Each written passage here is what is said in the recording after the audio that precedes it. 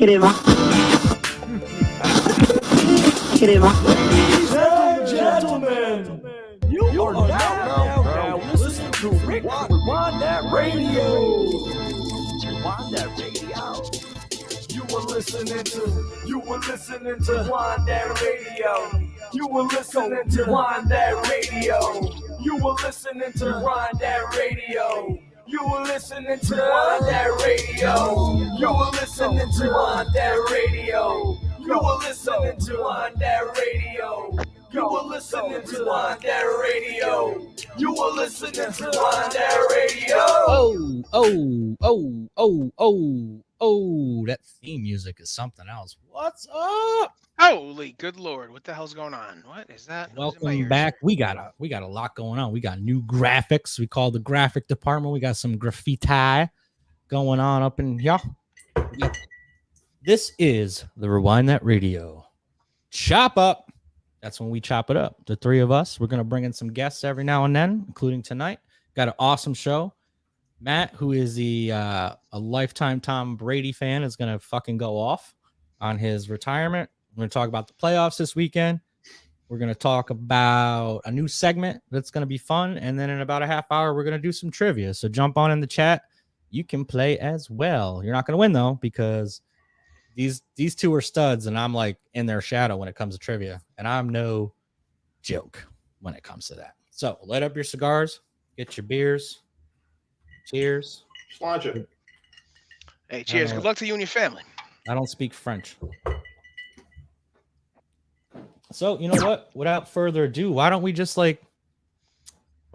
into it? Tom Brady officially retired. Matty, the floor is yours, Matty. Please, it's yours. Okay, so we're not breaking any news here. Tom Brady officially retired today. Sitting at work, I see the notification come across. I was expecting it. I knew it was going to happen. Immediately, you get hit with nostalgia. I watched this kid come into town, fourth-string quarterback, watched him evolve and morph into arguably the best that's ever done it. That feeling lasted about 10 minutes. And then so-called Patriots Nation starts coming out of the woodwork. Oh, Tom Brady didn't thank us in his retirement post. Fuck out of here.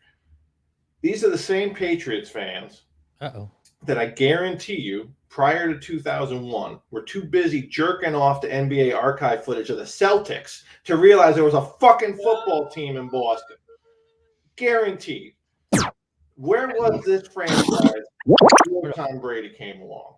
Established 1960.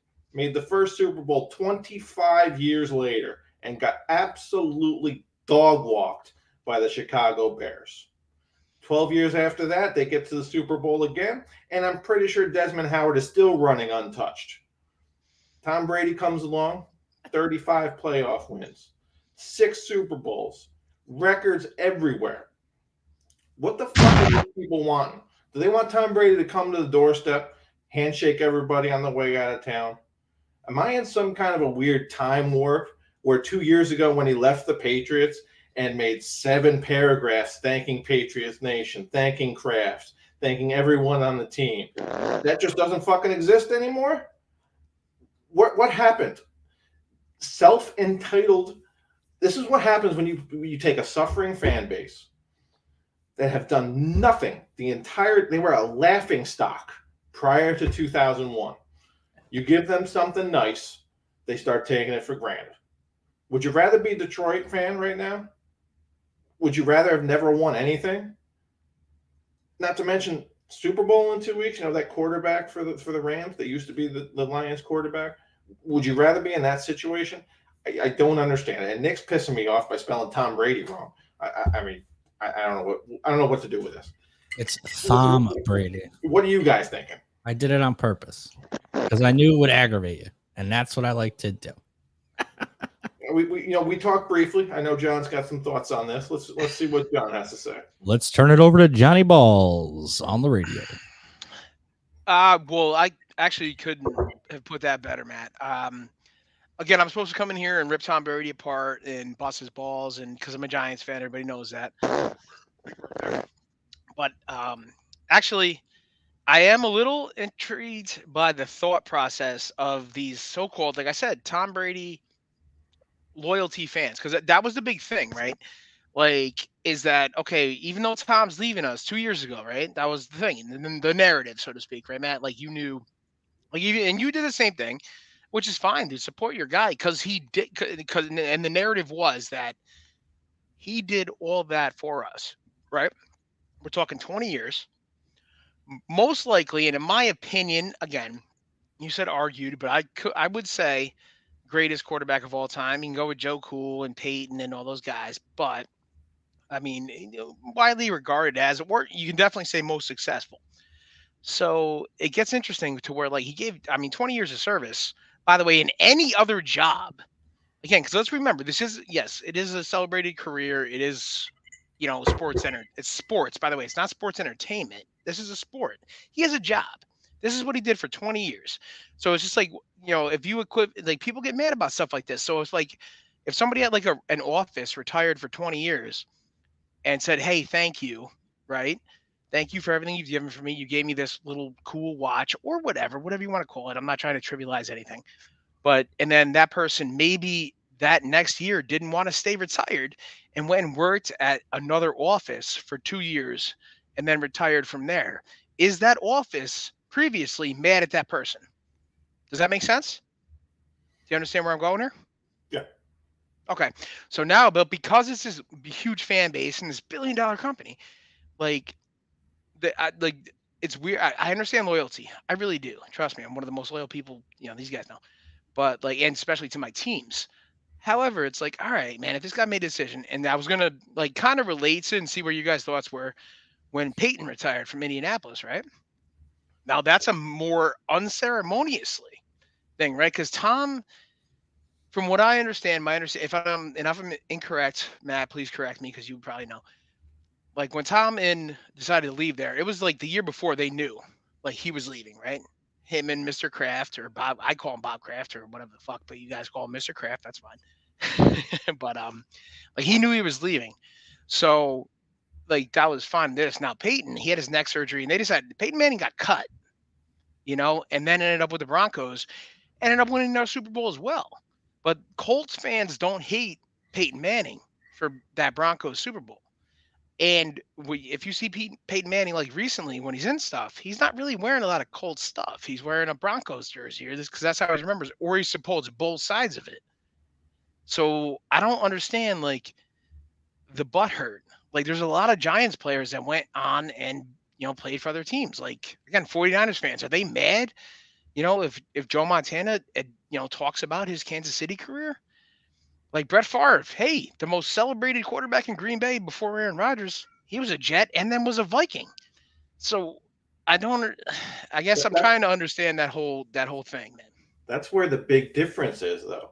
They're not mad that he left to go play in Tampa. It's the thank you, They're right? mad because he didn't say thank you. How about What you kind say of- fucking thank you to Tom Brady? Thank you Right. for giving me 20 years out of your life.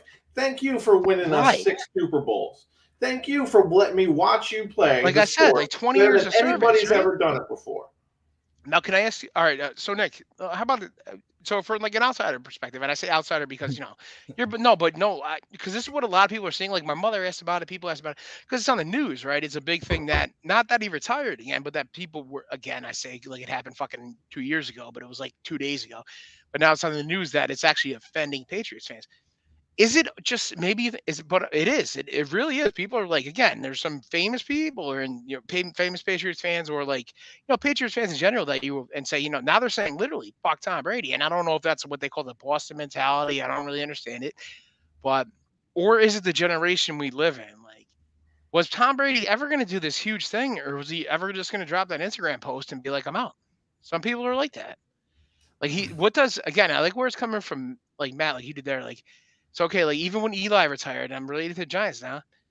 He just did the whole good. He finished his game and he walked away. Big Ben just walked away. Like and now Tom. I think he might be a little upset that like news broke that he didn't get to do it his way. But was he ever going to do it a different way? Like sometimes in our generation, wouldn't you think that Instagram kind of like maybe gets it further than to everyone? Yeah, spoiler alert. That's what it is. It's the same problem you have with movies coming out is everybody tries to get as much dirt as possible and break the story. And that's what happened. Like someone on the team broke the story. But I'll tell you what. No, I'll address these fans in a second, but more than likely when he does his Hall of Fame speech, which will be in what it takes 5 years, right? 3 years, 5 years. So he'll be going in with Big Ben. He's gonna go in all about New England and what they did, and he's gonna thank them, and he's gonna spit on both palms and like start fucking, knuckling up Bill Belichick and the Patriots. I don't think, dude. I don't think you understand. I don't think you understand Tom Brady, dude. I think he has to. He will acknowledge them, yes. but he's not going to jerk them off, dude. I think, and I don't think just like when Belichick gets in as a coach or GM or whatever, like he should. I don't think these guys, and this is just my opinion. Like, I mean, I like to say knows football, but I don't. Who the fuck knows football? But as as I like to follow like the understandings of even deeper than the plays, and like the actual game, like into like the general manager situation, which is where I kind of like it even more almost. Like it's like no, like those dudes were business partners. Mhm. I'm not sure they were ever like, or nor should they have been, maybe even friends. I don't know. Matt? Yeah, I don't. I think like you're saying, when it comes to the Hall of Fame speeches, I think Belichick will say more about Brady than Brady will say about Belichick. You like you said, it's a business relationship. I don't think Tom Brady would have turned into the quarterback he was without Belichick. Yeah, not so much for the style of play or anything like that. It's the holding him to the fire, holding him accountable. Belichick will call out Brady as easily as he'll call out the third string on the practice squad. If you don't do your job correctly, he is going to go after you. Brady's had that chip on his shoulder ever since getting picked 199. But can I ask you? I don't want to cut you off there, Matty. But as we pause on that point right there, because this is where a good question is. Like, did he have that chip before that? Because I'm a huge Michigan fan. Yeah, because he split time senior year with Drew Henson. Fucking A, his entire career he split time with Drew Henson. So has that chip always been there, or was it developed like I think you're about to say? Yeah, I think it's always been there, and I think he kind of realized that he needs that chip. So even when there wasn't one there later in his career, he found ways to invent one because he needed that driving force. Obviously, it worked for him. Oh yeah, I'd say 100%. Yeah. But that's the thing, like, because you followed him and you watch him get drafted and stuff like that. And I watched his entire career in Michigan, and he's literally Drew Henson started more games than him. Yeah. And let's keep in mind, he got drafted in the 6th round. I mean, the Patriots passed on him 5 times. By the way, Drew Henson got drafted in the 3rd round. Yeah. Then he went and played baseball for the Yankees. And got cut by the Yankees. Yeah, right. So it's like, it is an interesting thing. And again, I can ask now, do we get to shape this narrative of Tom Brady though because of, and obviously I think that's what happens, right? To the victors go the spoils, so to speak. Like, because we get to watch this. Have you watched? Obviously, I think I've asked you this, right? You watched Man in the Arena, right? And that's where I think the retirement leaking came from. I guarantee you, he was going to announce his retirement on that show. Someone from ESPN got an advance copy and leaked it to Schefter. It had to be Schefter. Now, why are we again? And I'm sure, and you're a big other podcast fan. Why is everybody not holding the other fella to the fire? His insider source, because it was Schefter and what's his name, Jefferson or something like that. Like Schefter said, it was by me and his personal guy. Like if you look at it, like Schefter's original like tweet, it said per me and that's actually like the closest person to Tom Brady. And that guy just watch McAfee shit today. Like that guy is backed away, going, "Oh shit, I didn't tell him that at all." And TB12's personal website or trainer tweeted that over the weekend, and then was magically deleted. Yep. As in Brady's like, "Yo, fucking shut that shit down." But I mean, either way, I mean, I guess this is like the day and age we're in. Is like how something gets, announced that you retired, and it's a really cool thing, right? Because you get these awesome videos of like Ben Roethlisberger was awesome, these iconic players of our time, just getting this thing for the fans and stuff like that. But also sometimes like maybe a guy like Brady just wants to be like, hey, let me do it my way, know, or like a guy like some people just don't show back up. You know, like you want to relate it to acting. Like Gene Hackman just was like just stopped answering movie calls. And he's like, no, I'm good. Like 30 years ago, he's like, no, I'm just not doing this anymore. I mean, even a better example probably be like Rick Moranis. Boom, yeah. Where he just, hey, I did what I and these did. are right. Well, Just because it's Moranis- acting and fame, acting and like athlete is the same kind of thing, right? You have a fan base. I mean, obviously to a different extent, but Moranis was a little different because he was a single father, had to take care of Correct. his boy. but also okay here and here's what, like, again, I think relating back to the topic of why, again, Tom Brady, we covered that literally, in my opinion, is the greatest quarterback of all time. Like, I can debate anything, but who the hell are we debating and what are we debating about? Do we know? No. But he is the most successful. I said the greatest quarterback, like leader-wise. I'm not saying talented, because that can be debated with anything. Just like basketball. Is Michael Jordan the most talented? No, he's the greatest player, though. So it's like that kind of context is, it can always be debated. But the original thing of this actual conversation was these cunt alpha entitled spoiled motherfucking Patriots fans that, as Matty Ice just said here, Matty, real Patriots fan Ice, and that's that for a reason, you cocksuckers out there, and I hope you're listening, because I don't give a fuck who you are. I didn't know a real Patriots fan, and again, we talk about this all the time, before anything, and all of a sudden, fucking these guys start winning Super Bowls, and these people are dropping out of the fucking woodwork. Yep. Right? Out of the woodwork. And again, yeah, fucking high school, college, the whole thing. And hey, who the fuck's... I was rooting for the Patriots all through the early 2000s. We're sitting there in the dorms with a football thing going, hey, fucking Vinatieri, we can get the fucking... Yeah, this is awesome. They're going to beat this stupid Rams team. This is great. I love Tom Brady. He's from Michigan. He's a fucking, this guy. And then obviously, I think what happens with anything, though, like, I mean, if you get too great, if you get too Hollywood, people hating Tom Brady. I said this last week. He gets the hair, he gets the girlfriend.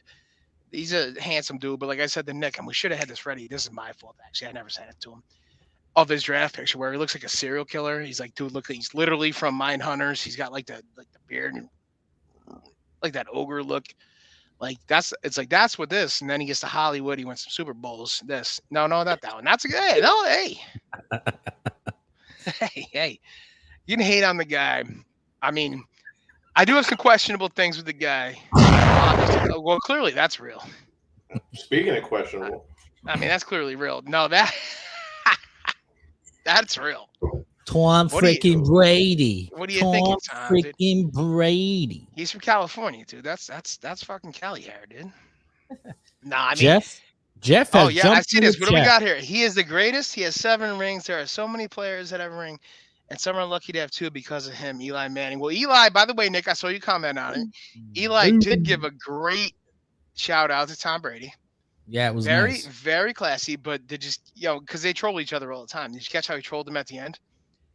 So, by the way, just listen to what he said, though. So, Matty, what he said here was, he was like, listen, he's like, hey, Tom. Hold on, I'll look it up. Hold on a second. Do you have it? And at the just listen to what he says at Let the me end. see if I can pull my There's 4 producer. times. Hold on 4 a second. times he said and watched Super Bowl. See if I can use my producer skills here. I like the Giants. Put it out on their official one. Fox has it out on their official one. Tom Brady. It's super classy.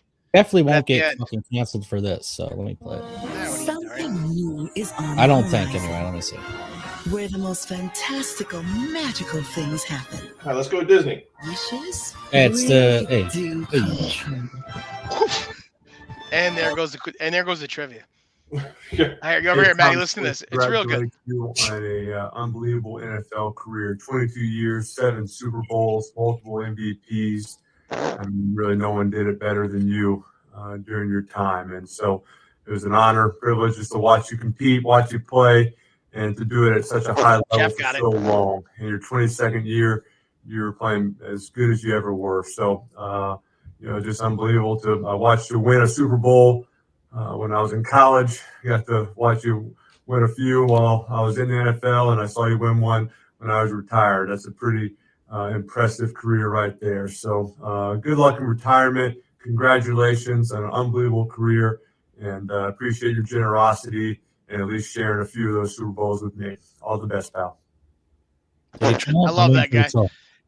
Because he beat him twice. He said, I appreciate you sharing at least a couple of those Super Bowls with me because Eli beat him twice. They troll each other all the time. Like he trolls Peyton, like Brady trolls Peyton about never beating him. So he's like, yeah, why? And they give each other backhanded compliments. Obviously, they're the most elite in the world, dude. It's like you think they take that. This is what's amazing to me, just like being around like not even like that level of stuff, but really successful people. You think they take that shit seriously? They're like, yeah, dude, I got 2 of these. You got 2 of these. I got thanks. It's great. Like the entertainment. You'll never see another run like the Patriots and Brady had. The NFL No, we've isn't discussed built that. for No, It's not no, built it's not. for that. This is why I was gonna say, and I was gonna post it the other day, and I think I threw it out in our group chat. Like the NFL is the best.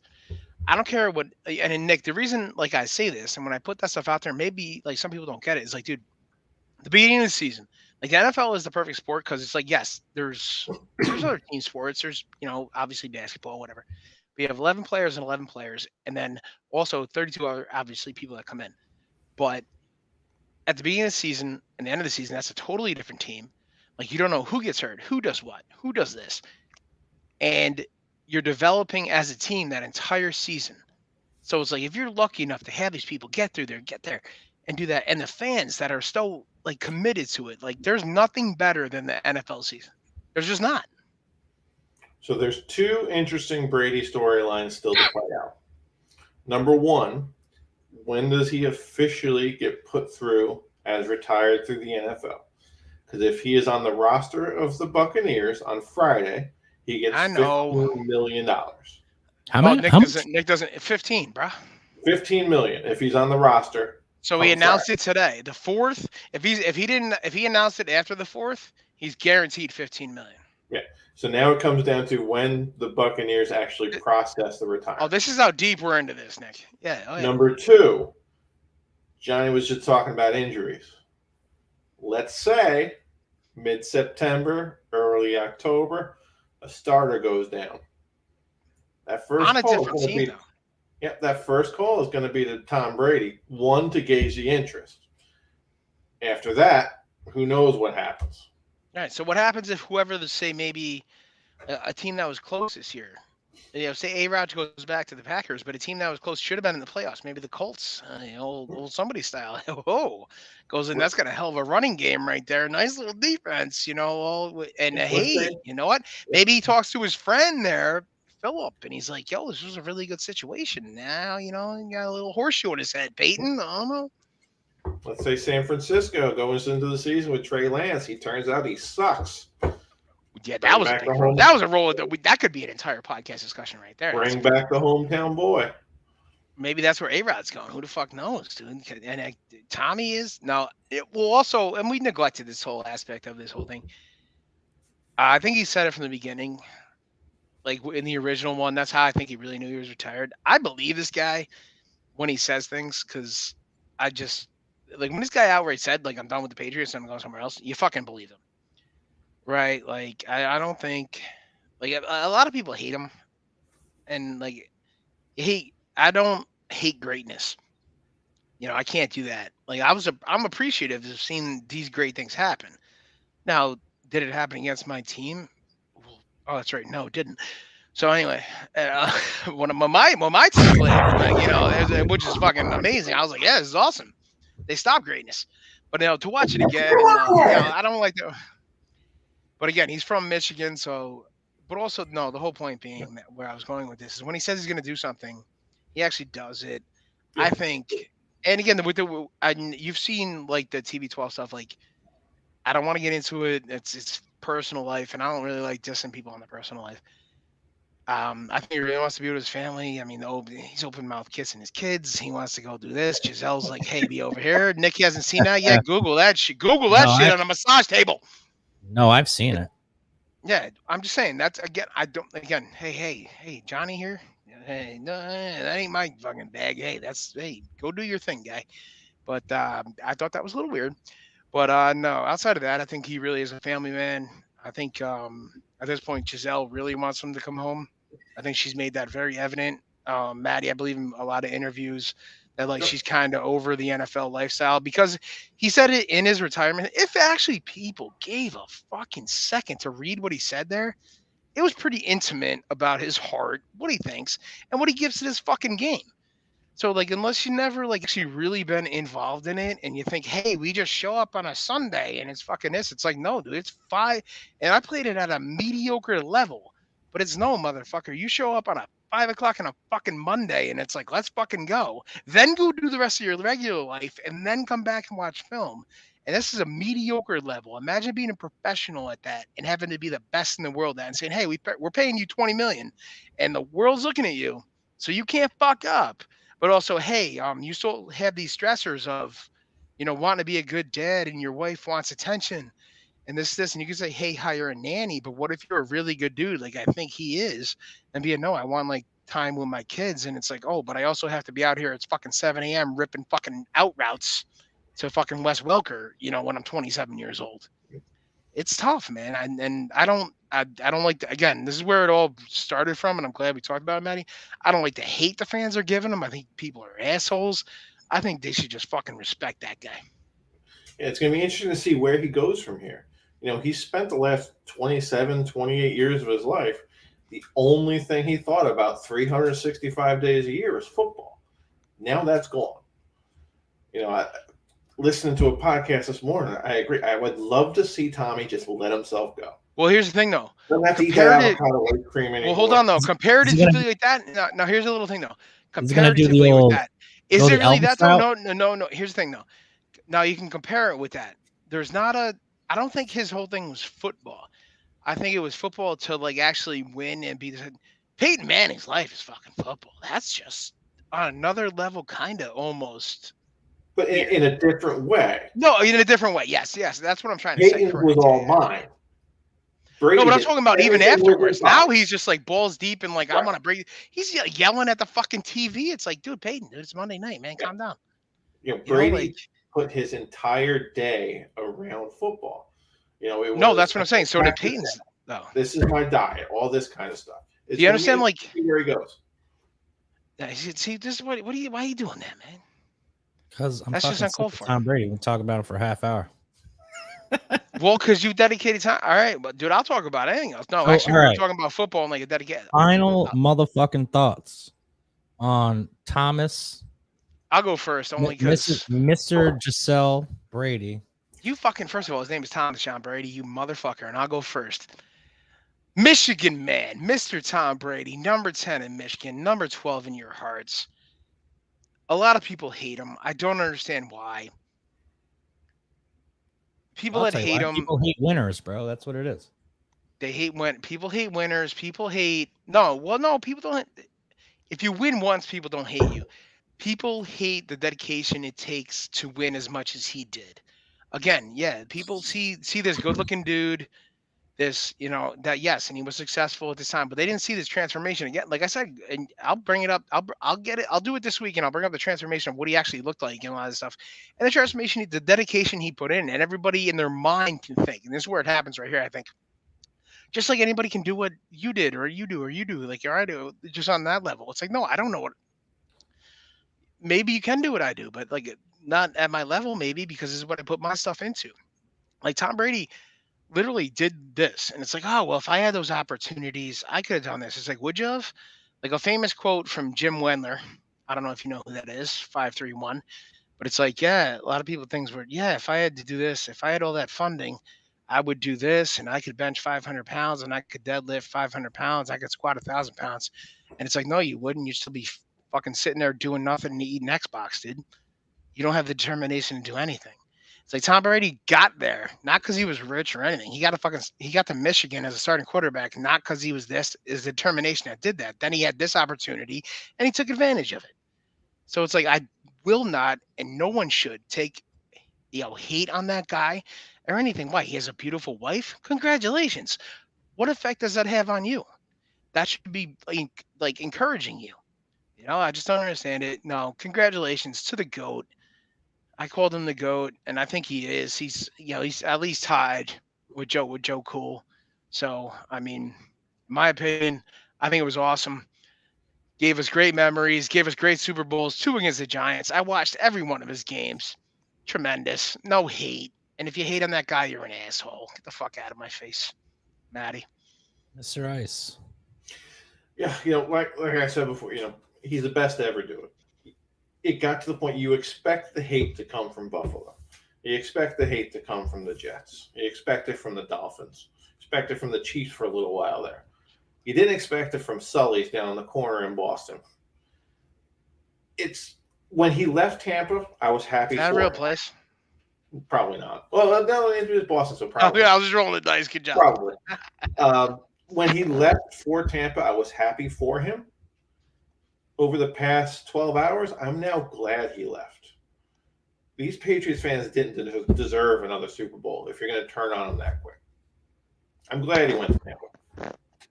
Oh, to finish that off right there, that was a great start. So just to end it here, Nikki, on a question. So Matt, as you said that right there, if things had gone bad, like the last thing say they did for Eli, like they did Giants fans cheered Eli off the field when he ran off. Do you think those guys, if like those last couple of years were bad for Tom, they would have just been like throwing shit at him, or would they have just respected him if it was like a 4-12, 3-13 last couple seasons? These last 12 hours have changed a lot. You asked me. No, that's why I asked the question, brother. Yeah, you asked me yesterday. I would say they would never boo that man. I thought it was all respect, Larry style, Larry Legend style. Yeah. Now, honestly, I can't say for sure. It's just one of those situations where you don't know what you're really dealing with until you go through adversity, and this isn't even real adversity. No, it's not, dude. It's like you're a fucking fan base of a player. Yeah. A made-up fucking slight that, oh my God, he didn't say thank you. What is this, kindergarten? Dude, a lot of them are saying, I swiped 5 times. I didn't see a Patriots thing. It's like, dude, you had the time to do that in a day? Yeah. I got into this late, bro. I was like, what the fuck's going on? So let's play devil's advocate. Like, no, yes, that's what I was trying to do. Go ahead, sir. Is there any justification behind the Patriots fans? And when I say devil's advocate, it means make it up, man. That's what it means. So, is there any justification behind it? So I'll try to do it. I don't know. My final thoughts. Devil's I guess advocate means playing the other side. Right. Yeah. So, yeah, he made his whole career there. He spent 20 years there and 2 years in Tampa. He didn't shout out anybody. He didn't say, thank you for the New England fans and blah blah blah blah blah. And did you miss the first 10 minutes of Matt talking? Yeah. If you go back through old Tom Brady interviews, when he's asked what his favorite Super Bowl is, his answer is the next one. When he closes a door, it's closed. When he left New England, he said his thank yous. That was the end. Like the whole thing, being like, what do they need to be coddled again for it? He said thank you. Final question. You have two sentences to respond. Both of you. John first. Matt, you clean it up, and we're gonna go on to the next thing. What? Thanks, Tom. Well, he's the Patriots fan. You're the Giants fan. You beat him twice. Fuck him. No, I thought you said John first. I just said thanks, Tom. I got nothing else to respond to it. Thanks, Tom. Well, I'm not insulting the guy. I won't do it. Let me ask the question, and then you will have something to respond to. You have 2 sentences, 2 thoughts. What would you say to Patriots fans today after this bullshit? And go. Get your head out of your ass. That's one. Say thank you. Say thank you. Boom. Matty O. Go into your closet, get out your pink Red Sox hat, then go pick out a map and tell me if you can find Foxborough. I love this guy. Because they ain't no true fans, Matty. Ain't no true fans. I've said this for the last 25 years, maybe. You see these fucking people come out of nowhere. Bro, I've said this for the last 25 years. And when I used to bartend up there were so many Patriots fans because I bartended like 5 to 10 or something. And that's where they were. Yeah, they had 3 by then. I've said this since I became a Chiefs fan in 93. I've only known before 2001, I knew 2 people that were Patriots fans. that guy, and my buddy Adam, who's my old roommate Adam. Other than that, there was zero fucking Patriots fans in upstate New York, which is, cunt hair away from New England.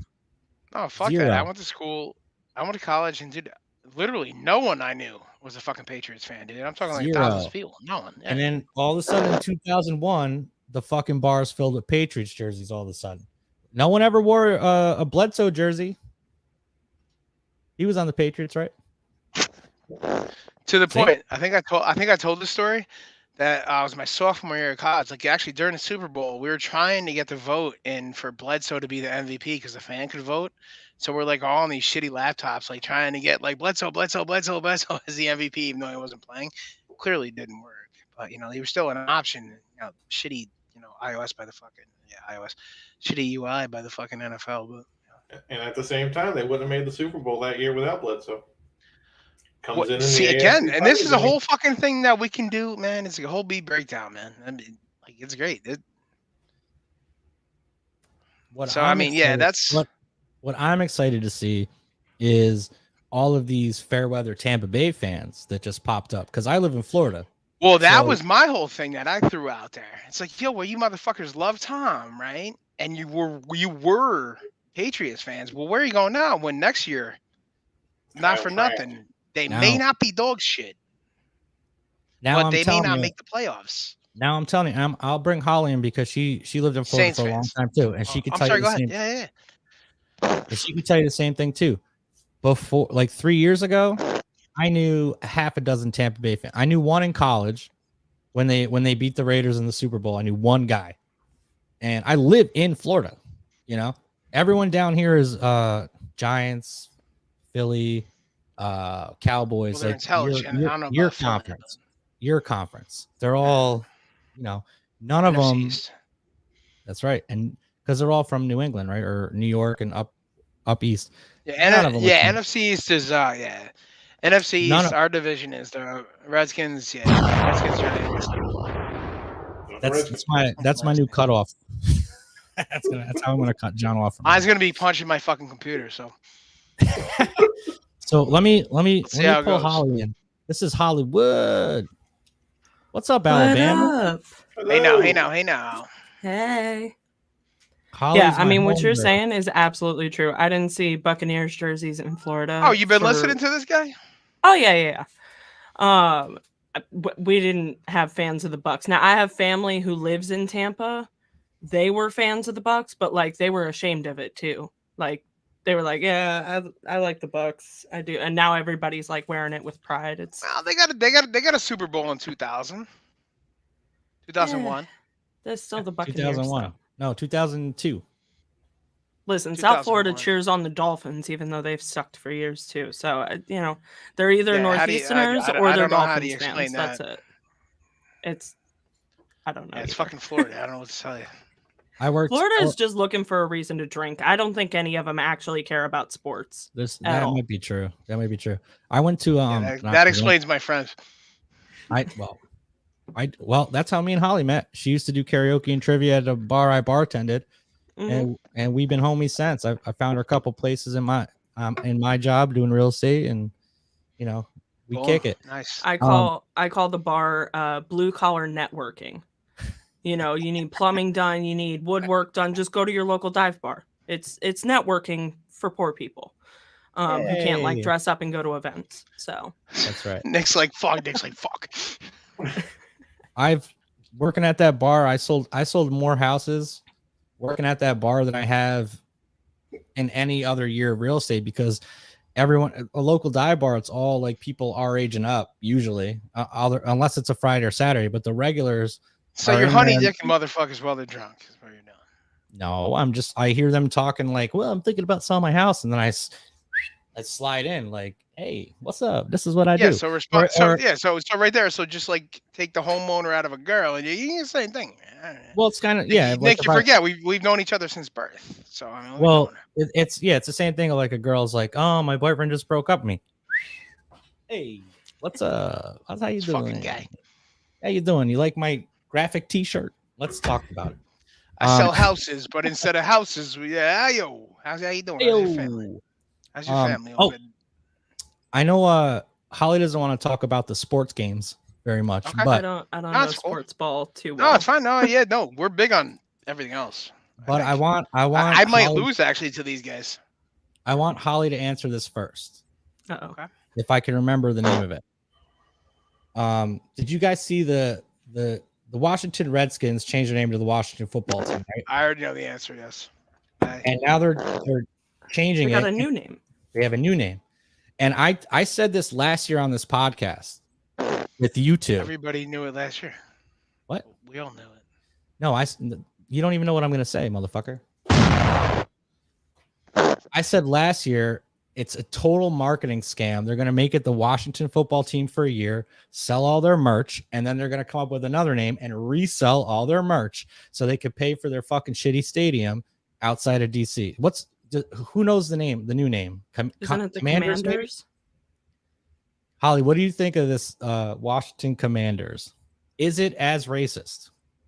Definitely not as racist. I definitely think it's a step up. I feel like the name has a lot more authority than that team has. So I think the team's going to have to step up to kind of own that name. You can't be the Commanders and nobody knows who you even are, you know?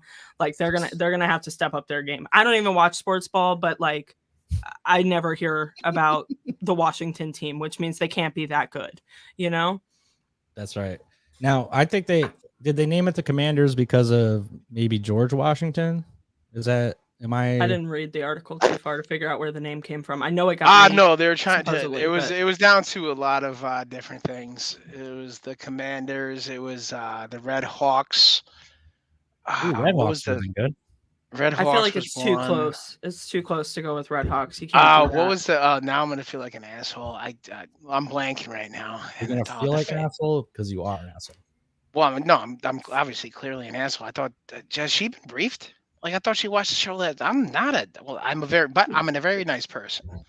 However, I just may have come across some points like an asshole. I Who you trying to talk? Who you trying to sell on that? But anyway, no, there was the red. They're not that. Well, thank you, Matt. Matt knew where I was going there. He saved me. The Red Tails. No, the red what? The Red red Tails. Saved me. Red tails, like a robin? Yeah, I'm correct me if I'm wrong, John, but I'm pretty sure they were a group of African American fighter pilots. Thank you. That's saved But me. see, I feel like that's too much of the Yeah, flip. it was a Like little it's on too the- obvious. Yes. Thank you. Yes, that's You where I was know? going with it. Yes. Oh, it's like the Tuscany There's Airmen. too kind of much. thing? Yeah. Yes. Yeah, they Nick, were like exactly. a- Yeah. a I was trying to form think of of that. Tuscany. Yes. Yeah, You can't go Tuskegee. from racist to like Kaboom. full Too much, African American. right. Like it's too Yeah, obvious. same page. You know, It's like, dude, it's like when a company gets accused of racism and then fires Well, their I don't know if CEO you guys and wanna- hires all like right. a black woman. Like So it's can we super get on this- obvious. So are we doing this trivia or can we? John, let her finish, for fuck's sake. Well, I was gonna go Listen, on- I was did gonna- I was watch gonna- last week. I happen to know that you don't know how to shut your mouth or listen to anything, so I'm used to that. It's totally fine. Boom. I manage a group of 26 men in my actual job, so I'm used to it. It's fine. Well, good googly moogly. That's great, but who are the chefs? So you guys want to do some trivia? I would so love to. Thank you. How are we gonna do it? Yeah. What's the deal here? All right, so I was trying to figure this out because obviously y'all talk over each other all the time, so I don't really know how to get you guys to.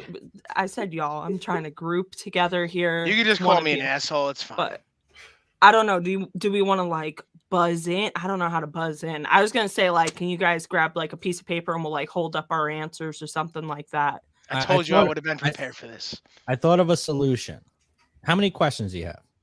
I don't know. We can do like 5. Only Is that 5. too many? Listen, my show is 10? usually 10 questions long and it takes me an hour and a half to get through it. So I don't think we got that kind of time. No, we're gonna make it real quick. This is how you're gonna do it. 10 if you have 10, I know you got them. Yeah. So how we're gonna do is we'll start with Matt, and you ask the question to him. If he answers correctly, he gets a point. If he answers incorrectly, it comes to me, and then I get to answer. If I answer incorrectly, it goes to John. The next question comes to me. I start, and we'll just keep doing that, and that way there's no popping in and none of that, and it is what it is. Or do you have a better idea, John? Please. No, I'm just saying. What if I know the answer to the first question and you know the answer to the third question, but doesn't get all the way around there? I'm just saying. That's the There's a lot whole of holes fucking in that. thing. There's a whole lot in that scheme there. But how is that That- fair? Because if there's 10 questions, then one of you might get more chances than the other. Thank you. Well, how do you want to do it then? I told you in the beginning I wasn't a fan of it, but I would do it, and I said I would have a marker and things ready. Do you have a marker and things ready, or did you say you were going to have a marker? and Not things ready? currently. He told me not to. Just go He get a told- piece of paper, you fucking knucklehead. Can you all get it together in like the next few minutes? I'll do a little Yes. plug here. Well, I apologize for wasting your time. Plug your show and your podcast and everything. So I'm gonna plug my show while these guys get their shit together. So I host a show called Quarantine Quiz Show on my Facebook Live. So back when we started quarantine, you know, trivia was like my thing. I used to go to the bar and play trivia all the time. As soon as I figured out I could do something and get free booze, I was in. That's how I got into karaoke. That's how I got into trivia. I'd win gift cards. Old guys buy me drinks. It's great. I'm an alcoholic, so that's what's important to me. So when quarantine hit, it kind of like devastated my drinking and my socializing and everything else. So I was like, let's do trivia at home. And it kind of started with just a group of my friends doing it. And I was like, well, let's take it live to Facebook. So then we did. We did that through like a couple months of quarantine. And then me and my co-host, who were roommates, got into a huge fight and we shut it down for a little bit. And now I've brought it back. So this year, obviously, most of us aren't still in quarantine, but we don't necessarily like to go out to the bars and stuff. So it's a nice, cozy pub style trivia you can do at home and not pay for booze. So still free drinking. And I think that's good. During the quiz show, we also raise money. And that money during quarantine was going out to people who were out of a job. So anybody that was laid off or unemployed during the shutdown would add themselves to what we call the donation rotation.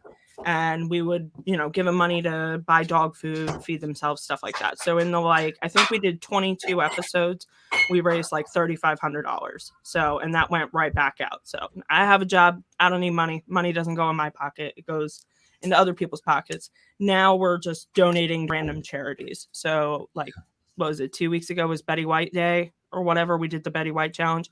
We donated I think it was $57 to some animal rights shelter thing. It was pretty cool. So it's just fun. I'm hosting an episode tomorrow.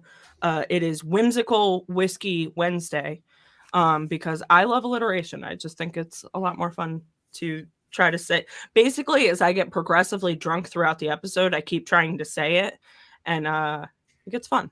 So like I have Taco Tequila Trivia Tuesday. And after a few tequilas, I can't say it anymore. So it gets funny. Where's this guy? I thought he was going to be ready. You guys are ready. You guys got it together. I think He gave us a big blowback when I was like, dude, go get some paper. He's like, I'm not going to do that. And then like 5 minutes later, he's like, well, I'll go get it if you need me to. I'm like, well, what the fuck, man? Either get it or don't get it. I'm not your... Whatever. You don't have to play, man. You just hang out.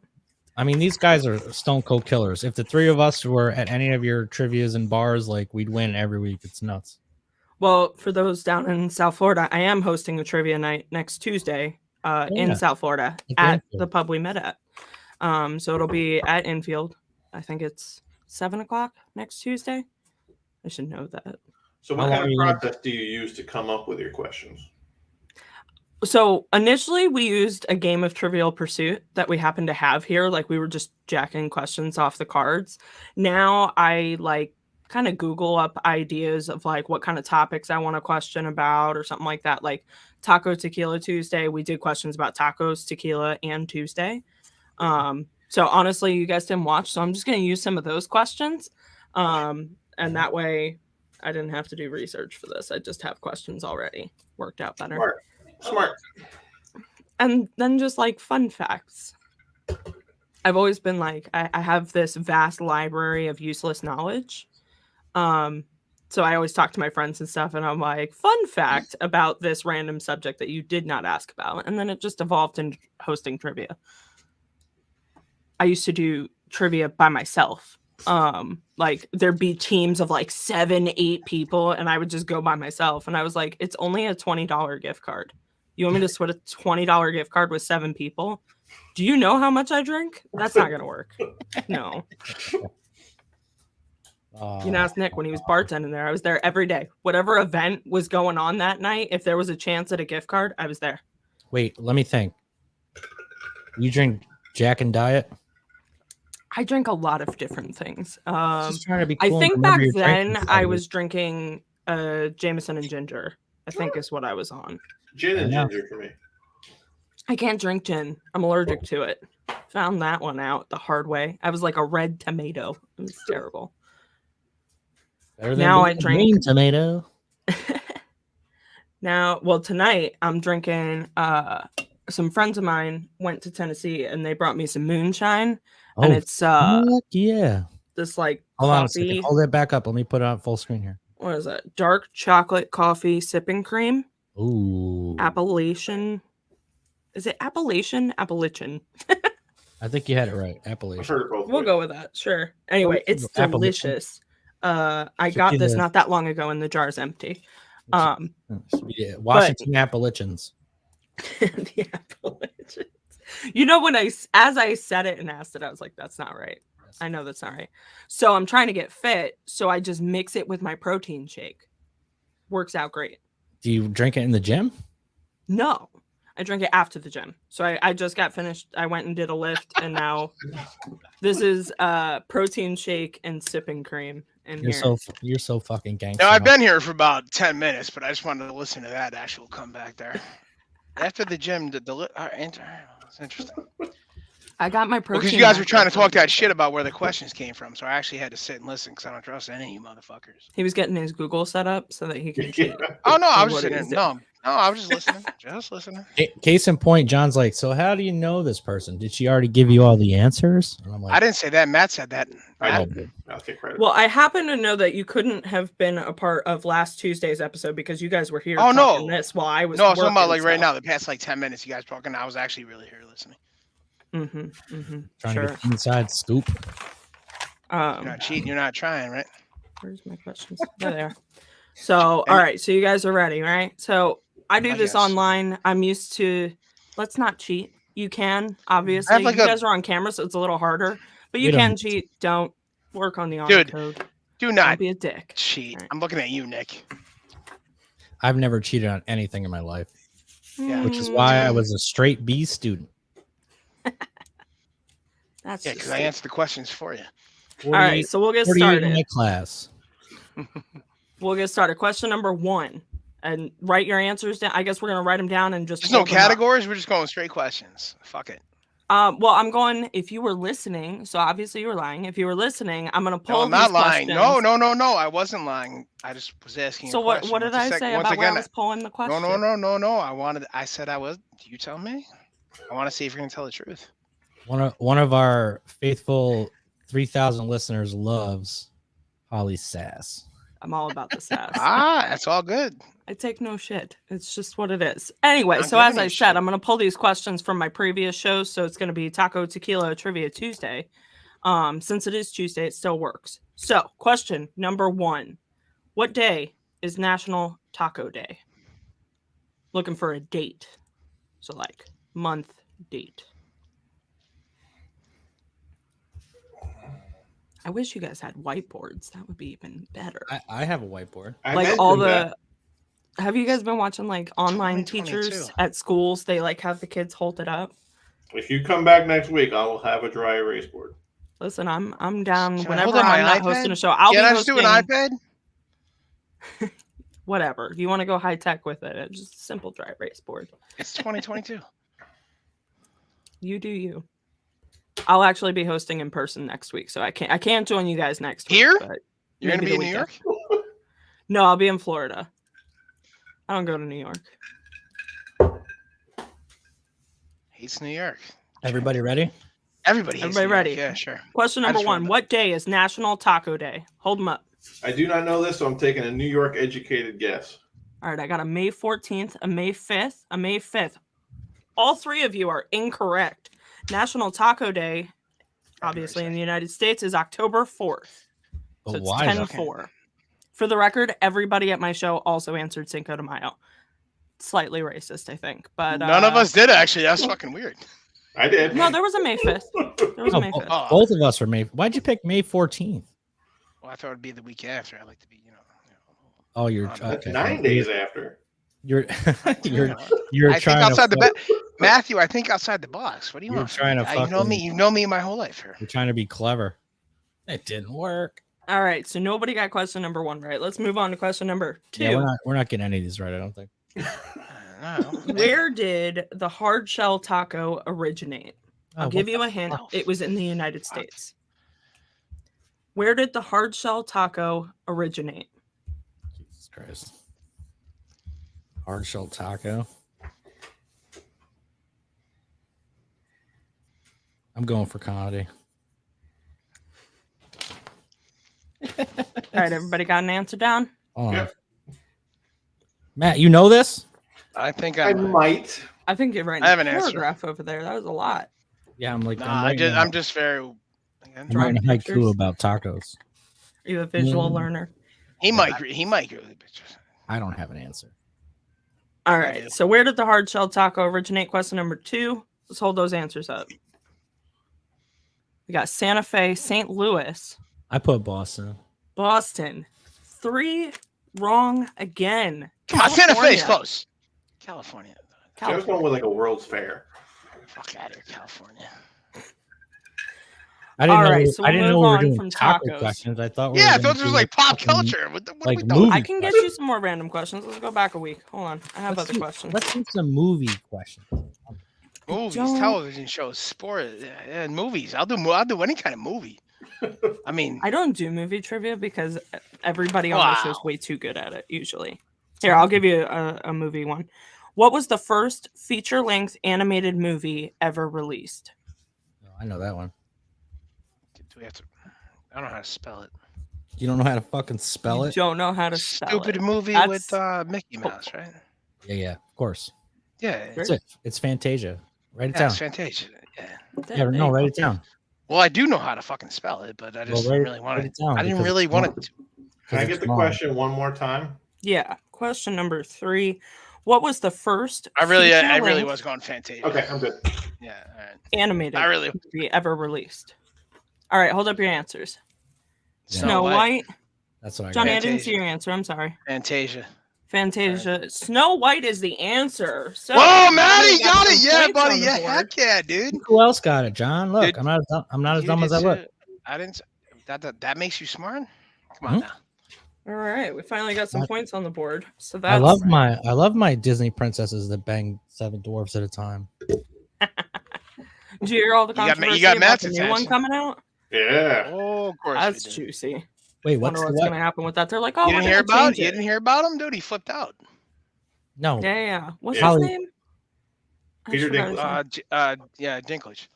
He flipped out. Yeah, 'cause yeah. they're Peter using actual Dinklage dwarfs. from Yeah. Game of Thrones or whatever is throwing a shit fit because Disney's using Disney actual- is doing a live action Snow White and the 7 Dwarfs, and he's like, With- "Really, guys? We're still gonna do this?" Like, Oh, we're still saying dwarfs? Is that what he's mad Oh about? no, and, that they're like, using making no. them like cartoon characters, not Yeah, like dude, actual he's people. pissed. No. It's the pissed meaning. be- He's pissed because they're using actual dwarves. Yeah, because they're actually using not But using. it's because of the characterization. Like, Right, it's okay right. for a dwarf to be a dwarf in the movie, but in But I the can't- storyline, Correct. they're basically like slaves. So Like you they can't. serve Snow White, and like Well, so to speak, if we're gonna play like that kind of mindset, so it's okay for them to play that role, but that guy can't play Spider-Man. Right. Why? That's what You his know what I big mean? thing is.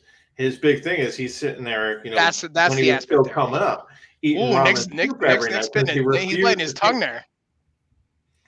What was that, Matt? His big thing is he sat in his apartment eating ramen 6 nights a week because he refused to take roles like that. Right. And now they're bringing it back using only the dwarves. So he's more pissed that dwarves are actually taking those roles. Where Right. you can't have it any other way. You're either going to piss Peter Dinklage off, or you're going to piss off the internet if you cast someone who's not a dwarf and you CGI it to that, because now you're taking roles from the dwarf. It's a no-win situation.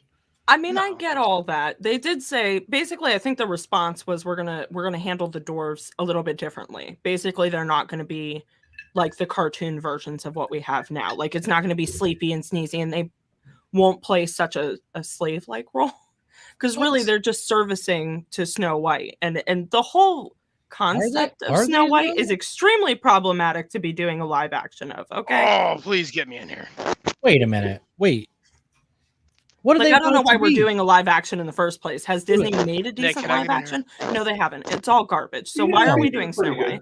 No, they're gonna what are they gonna do? They're gonna fucking cast a black chick and call it Snow Black and the Seven Little People. Like They have already cast Snow White, I think, and she's not Caucasian white. I think she's like Spanish or something. Didn't Brandy play Snow White or something like that? it doesn't make any sense. Like if the story comes out in a fucking Netherlands or Grimm's Fairy, whatever the fuck it was, Grimm's Fairy Tales or whatever, like why would you race swap it? I think it's silly.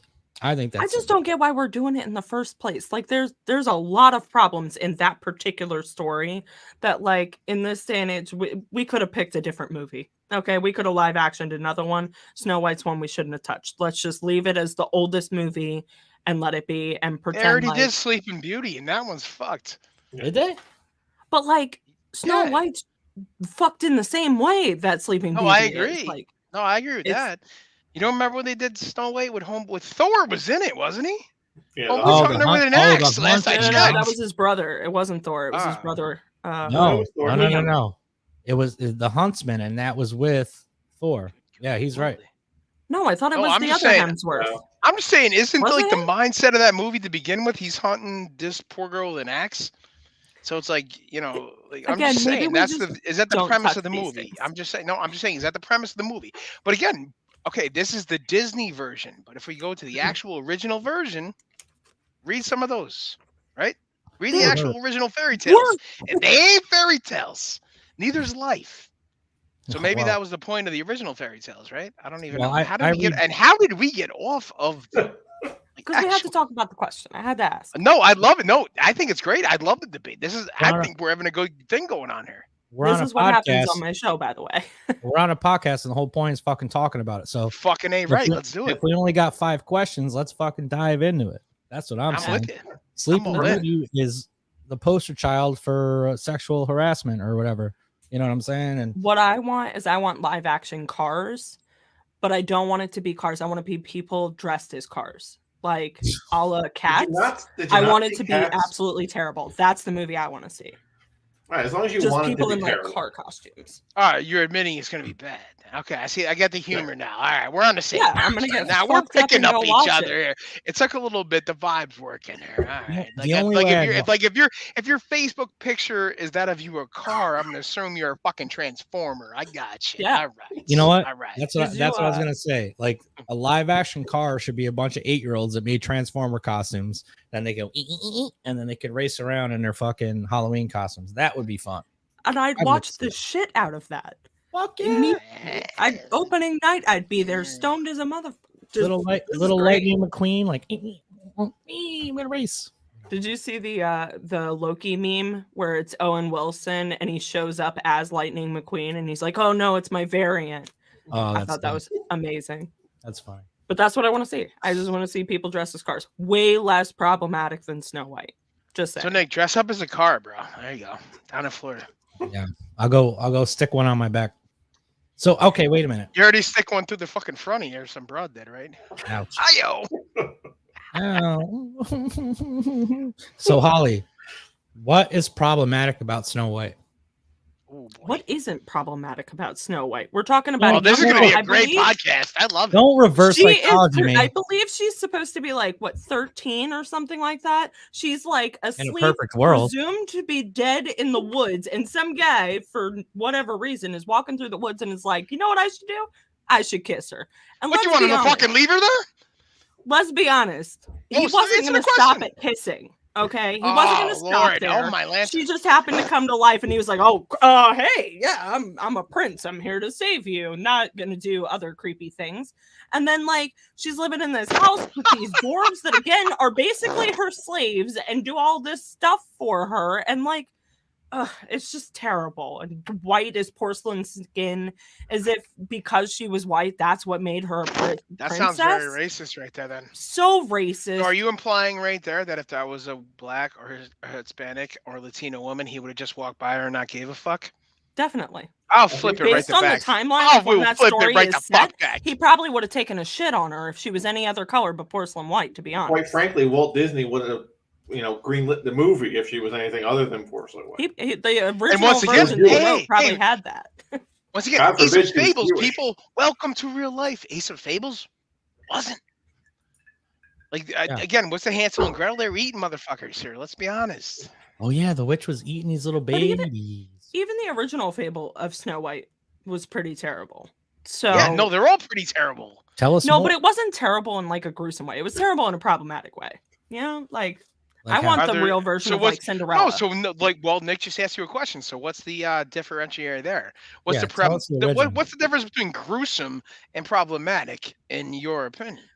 Because you can be gruesome and not glorifying it, right? Like you don't watch a horror Explain. movie and go, "Oh my god, this is great. This is wonderful." You don't have your children dressing up and dreaming to be this princess who got molested in the woods, you know? Like that's where it's problematic and not just gory and terrible. Like don't get me But wrong, as a you- kid I but- wore a ghost Okay, face so mask you and would rather whatever, they but, watch like, the gruesome one?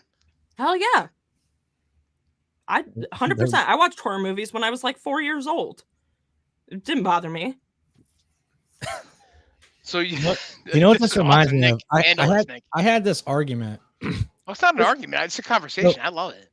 No, I had this argument. Not I'm having an argument. I had this argument, and as all of you know, because I'm been good friends with all of you for you guys for 30 fucking something years, and Holly. I don't for- even like you, bro. I know no one does really. I have no friends. I watch a Chief game by myself. I went to the bar. No, you did not. You were texting us all. Come on, we watched it with We you. were there in spirit. And if I would have been down there, you know what? I might fly. If they had made the Super Bowl, I might have flew down with you.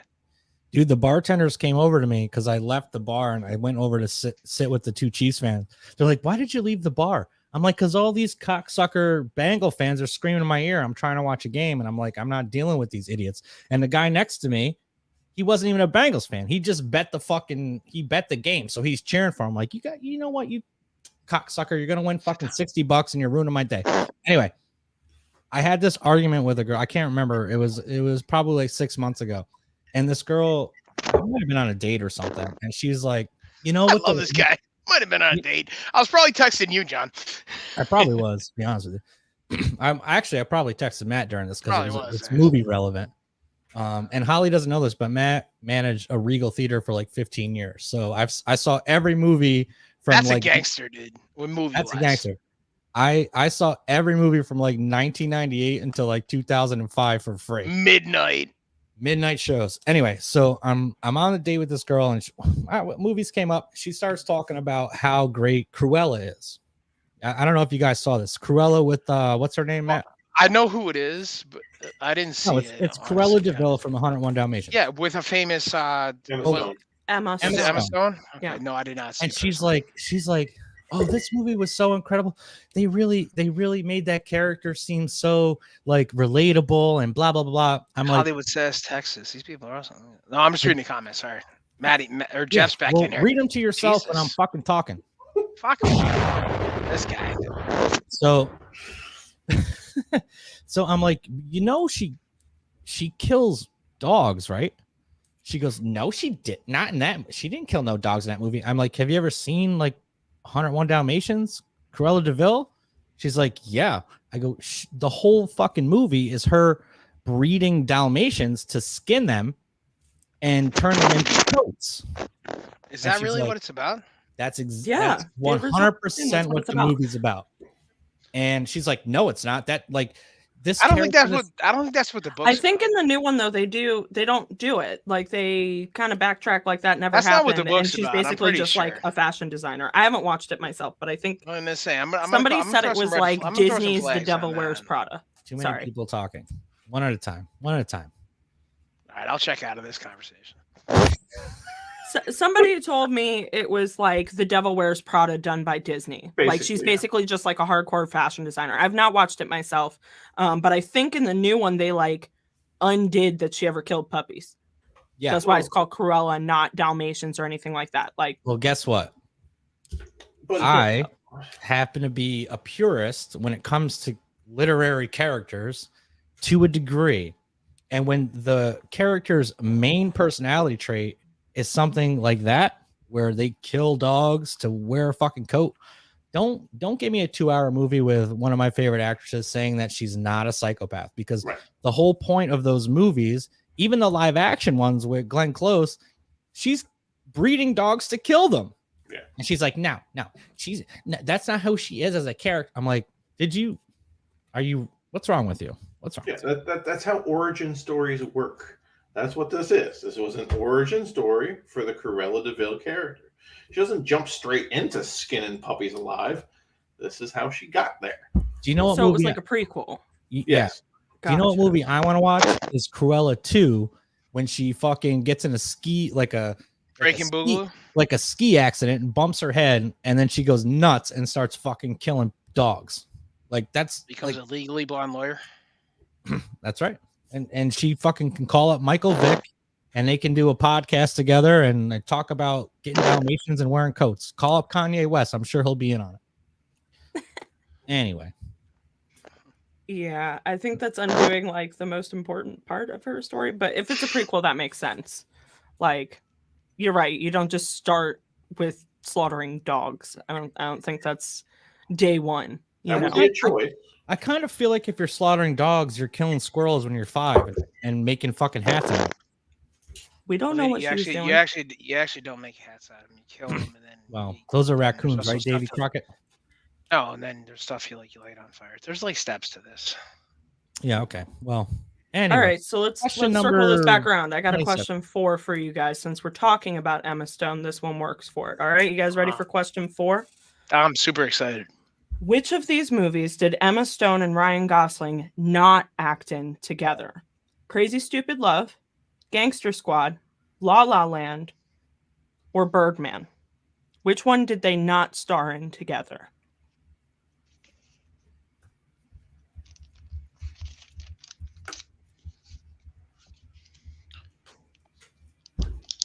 I don't know. I'll give you the 4 movies again. So which one did they not act in together? Crazy Stupid Love, Gangster Squad, La La Land, or Birdman?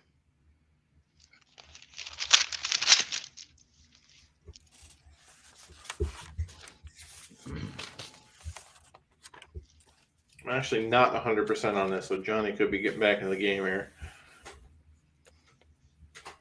Uh-oh. Considering how much he's writing, I think I have it correct. Because I think he's doing the full title. I feel like writing... every time it's just like he looks like he's writing a paragraph and then it's one word. And I'm like, what are you doing? Well, John's writing, Nick, go fuck yourself. No, I'm pretty sure I know exactly what he's writing. All right, so we all got an answer down? You might actually, Matt. As a fan of the show, which of these movies did Emma Stone and Ryan Gosling not act in together? We got Birdman, Who Is Someone Is Never Been in My Kitchen. Okay. Oh, thank you. Yeah, I made it really big. Nick, did we have an answer? Put that up again, John, so the crowd can see it. I zoomed in on you. Who is... You answered it like Jeopardy. All right, Nick, what's your answer? John's gonna like this one, I know. Chris Anderson. All right. So none of you got it correct. That's the Birdman. How did I not get it correct? It is Birdman. Fuck you, I didn't get it correct. I got it correct. Who was it? It is. You're right. Chris Anderson's the Birdman. He is. All right. And Matt, what did you put? I put Birdman. You did. All right. So we got 2 people with it right. Answer is Birdman or The Unexpected Virtue of Ignorance, which I guess is an alternate title. That's what I thought Johnny was writing too. I was like, dang, does he really know that whole answer? Actually, for that, I wanted to give a shout out to Seinfeld because I was hoping Matty would at least pull that out there. Who is someone who's never been in my kitchen? No Seinfeld. What's the scoreboard here? Nick and I both have 2? Yep. Nick and Matt are tied with 2. Johnny, answer something, man. You came in here with a lot of confidence to not answer any of these questions. First of all, these been bullshit questions. You're asking these two about Emma. Let's get some real movie questions here. Some real movie questions. That was definitely a movie question. That was a movie question. As was the one before that, but okay. And my answer was correct. I would debate that. Like if I was a Daddy- lawyer, Daddy needed more juice. Daddy needed more juice. Jesus, there we go. We got that Jamie in your life, dude. Those taste like dog shit, do they not? Well, luckily for me, I haven't had That's tasted fine. anything in years. That includes women and Fucking known you didn't. Yeah, since about 5th grade. And that's why you hung out with me. It's that one. It's that one. Then too. It's that one time in Little fifth grade. self depreciation there. That's why you hung out with this guy. It's that one time I put my tongue on a fucking fence in front of my house and ripped all my taste buds off. I'll never be a salmon because I ain't got no taste. It's fine. Some things don't need to be tasted. That can come in handy for a lot of situations. Yeah. I think I know. I think I'm just taking it right in fucking. Batter up. Batter up. All right, let's go to question number 5, another movie question, since that seems to be what you prefer here. Yeah. No, the right yeah, movie, yeah, we do. You do. Well, you better get something right. All right, question number 5. In Citizen Kane, what was Rosebud a reference to?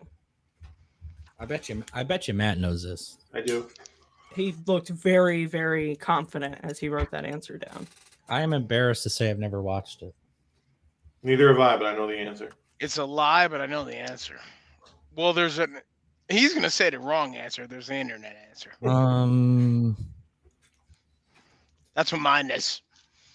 Hold on a second. Rosebud. We might get canceled if I hold mine over.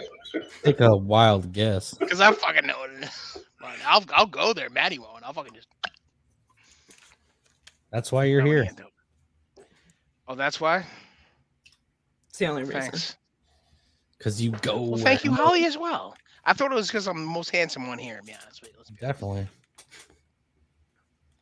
All right, we got answers down. Nick, you have very good penmanship, or at least you did. So, I mean, I don't know what's Man. taking you so long. What are you talking about? I write like I'm left-handed. Oh, you did cursive back in the day. You wrote, you did like my retarded mule, but That that's was a all right. lot of drugs and alcohol ago. Yeah. I did a lot of things really great when I was younger. I could Not still read. anymore. Hey, you got to remember, Holly, we all went to Catholic school together. That makes it worse. That sounds Fucking A. terrible. Telling Got a me. lot of catching up to do. Hey, you're looking No. at the 3-head altar boys. If you, yeah, I was just about to say That that. explains a lot. If you guys had to guess, how many funerals did we? Do you understand they pay you? Yeah. Like, we actually, fuck yeah. Before we do this question, do we want to get in this or do you want to do it after? Yeah, they No, let's go like, into it. This is a podcast, baby. Let's go. I wasn't like all we the- actually, like, yeah, it would be Matt, his twin brother, Nick, and me, because I was like the taller, bigger dude. I was So, all they the- so actually- like altar boys have roles though, don't they? Like you guys all have to do like certain functions. I'm not Catholic. I Correct. don't know a lot. So like, No, what yeah, was your yeah. roles There was as altar there was a boys? playbook. Yeah. There was a playbook. Yeah, there's a if you fucking will. playbook, straight Oh, up. so it was like Sunday morning football. You got to go through. What are we doing Boom. today? We're Yeah. doing that. Okay. I mean, X you're doing formation. this mass. Yeah, 4:30. This is yours. All right. But then like when you do, Matt, you want Hold on, to hold take on. the John, fucking? You want to do the? take I'll it, do you the take it. funeral. Yeah, All right, so like Well, explain And to this is Holly where, like, what it was we as you- did. as you get older, like now I feel bad about it. But like what would happen is like we started to realize as like altar boys, like people would pay you to like be the altar boys at their funeral. So like we would like make sure that myself, Matt, his twin brother, Nick, and like we were all included in there, and they're like handing 20s to us. Was like, there at the like end a of- funeral like black Nick, book? I don't even like. Yeah, no, like these people. No, it's not even like it'd be like we were the ones that made sure, like we were the ones But, doing like, it. did you have the list of like who's next? Like, I got to make No, sure to get in with well, Miss Green Well, so that she'll get me for the next I'm not funeral gonna- because I'm I know gonna say, Mr. see, Green's do you not see looking Nick- so good. do you see Nick? Yeah, do you see Nick laughing and Matt laughing? Like I got so I don't- much to yeah. drop on this. I'm oh, sorry. it's so dude, You're we serving- made money. You're serving the funeral, and you're looking out into the crowd and trying to, scout almost. Okay, this I have a probably won't conscience too and I much feel bad longer. about this. Was there like a Another- bouquet yeah. throw? Like, you're Right. next. Another, Put me on the couple list weeks. for your you'll be in funeral. there. No, we knew who to find to look at to be like, yo, that's the dude that's gonna give us like $40, and we're like in like 6th grade. Even earlier. So kind of how it would work is at the school you can become an altar boy, and it was a very proud thing because we're all Irish, Italian. Well, I'm Italian, they're Irish, Catholic, and our whole city when we were kids, it was a small little town that was all. We had fucking 15 Catholic churches, I think, Yeah, and there was only the 12,000. whole thing is that like there was one time in like the early or the mid, what was it like? What is it, the 1900s or whatever it is, that like our city had like the most bars per church or something. So like yeah, that explains a lot between the three of us. But like yeah, we all ended up there, and So how it would work is all of our parents, and I was raised by my grandparents, and these guys had their grandparents, and they were very, very excited for us to be altar boys to serve the church, and you never got paid for it. We do mass every day or whatever it was, or every weekend, and they'd say, okay, there's 10 altar boys, you guys are on. It was like a bar shift, like you guys are on the 12 o'clock, you three are on this one. But when there was a funeral, usually what would happen, in Catholic church anyway, you'd have the wake the night before, which is the viewing hours, and then they do the funeral and they bring the body into the church and have the mass and then go to the graveyard. So they would pull us out of class and be like, hey, we got Matt, Jeff, John, and Nick. You guys come out. So we'd leave class for an hour and they'd hit us with like $5 or $10. So we're like ecstatic. We're like, fuck yeah, we're gonna walk over to the card store and get some fucking baseball cards. And like you have like 100 people there crying and shit, and we're like, yo, dude.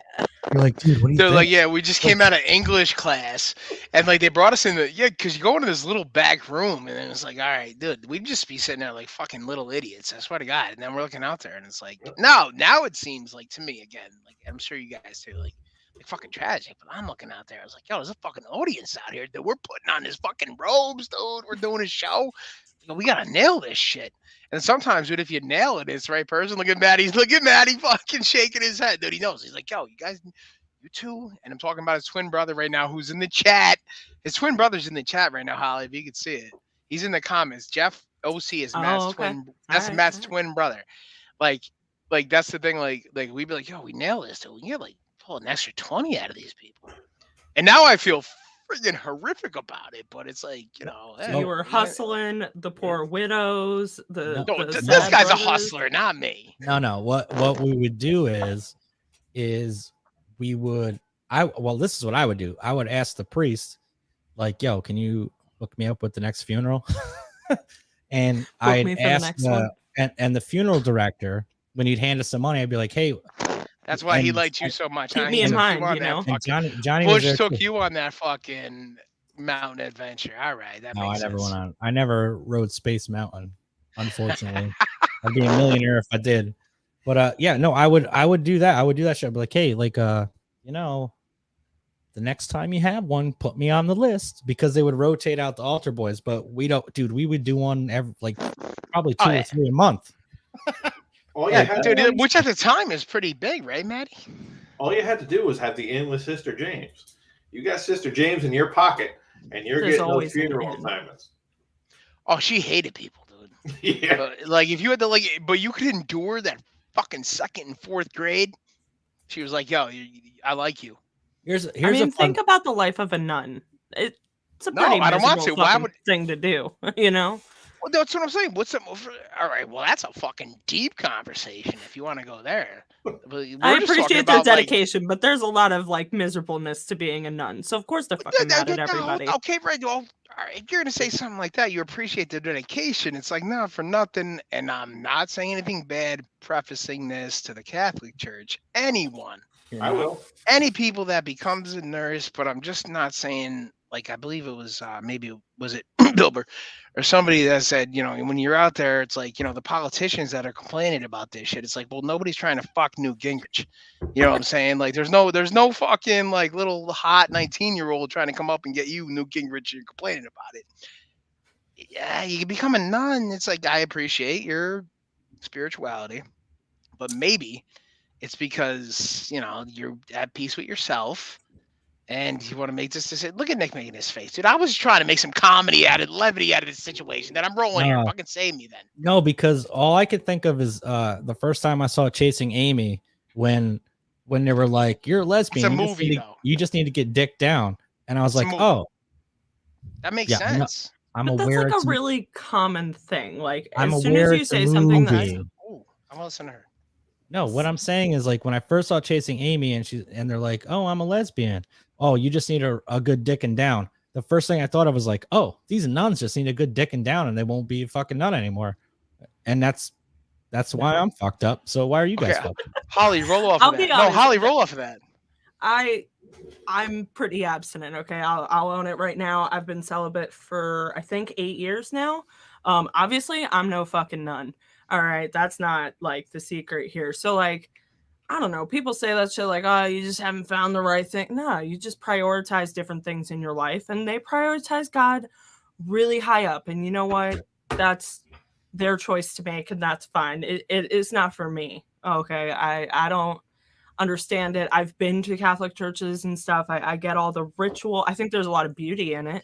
And I think there's beauty in becoming a nun and being able to like fully devote yourself that much to anything. I mean, think about, you were talking about Tom Brady earlier, right? Like he fully devoted himself. He was a nun of football. Now he was still having sex, obviously.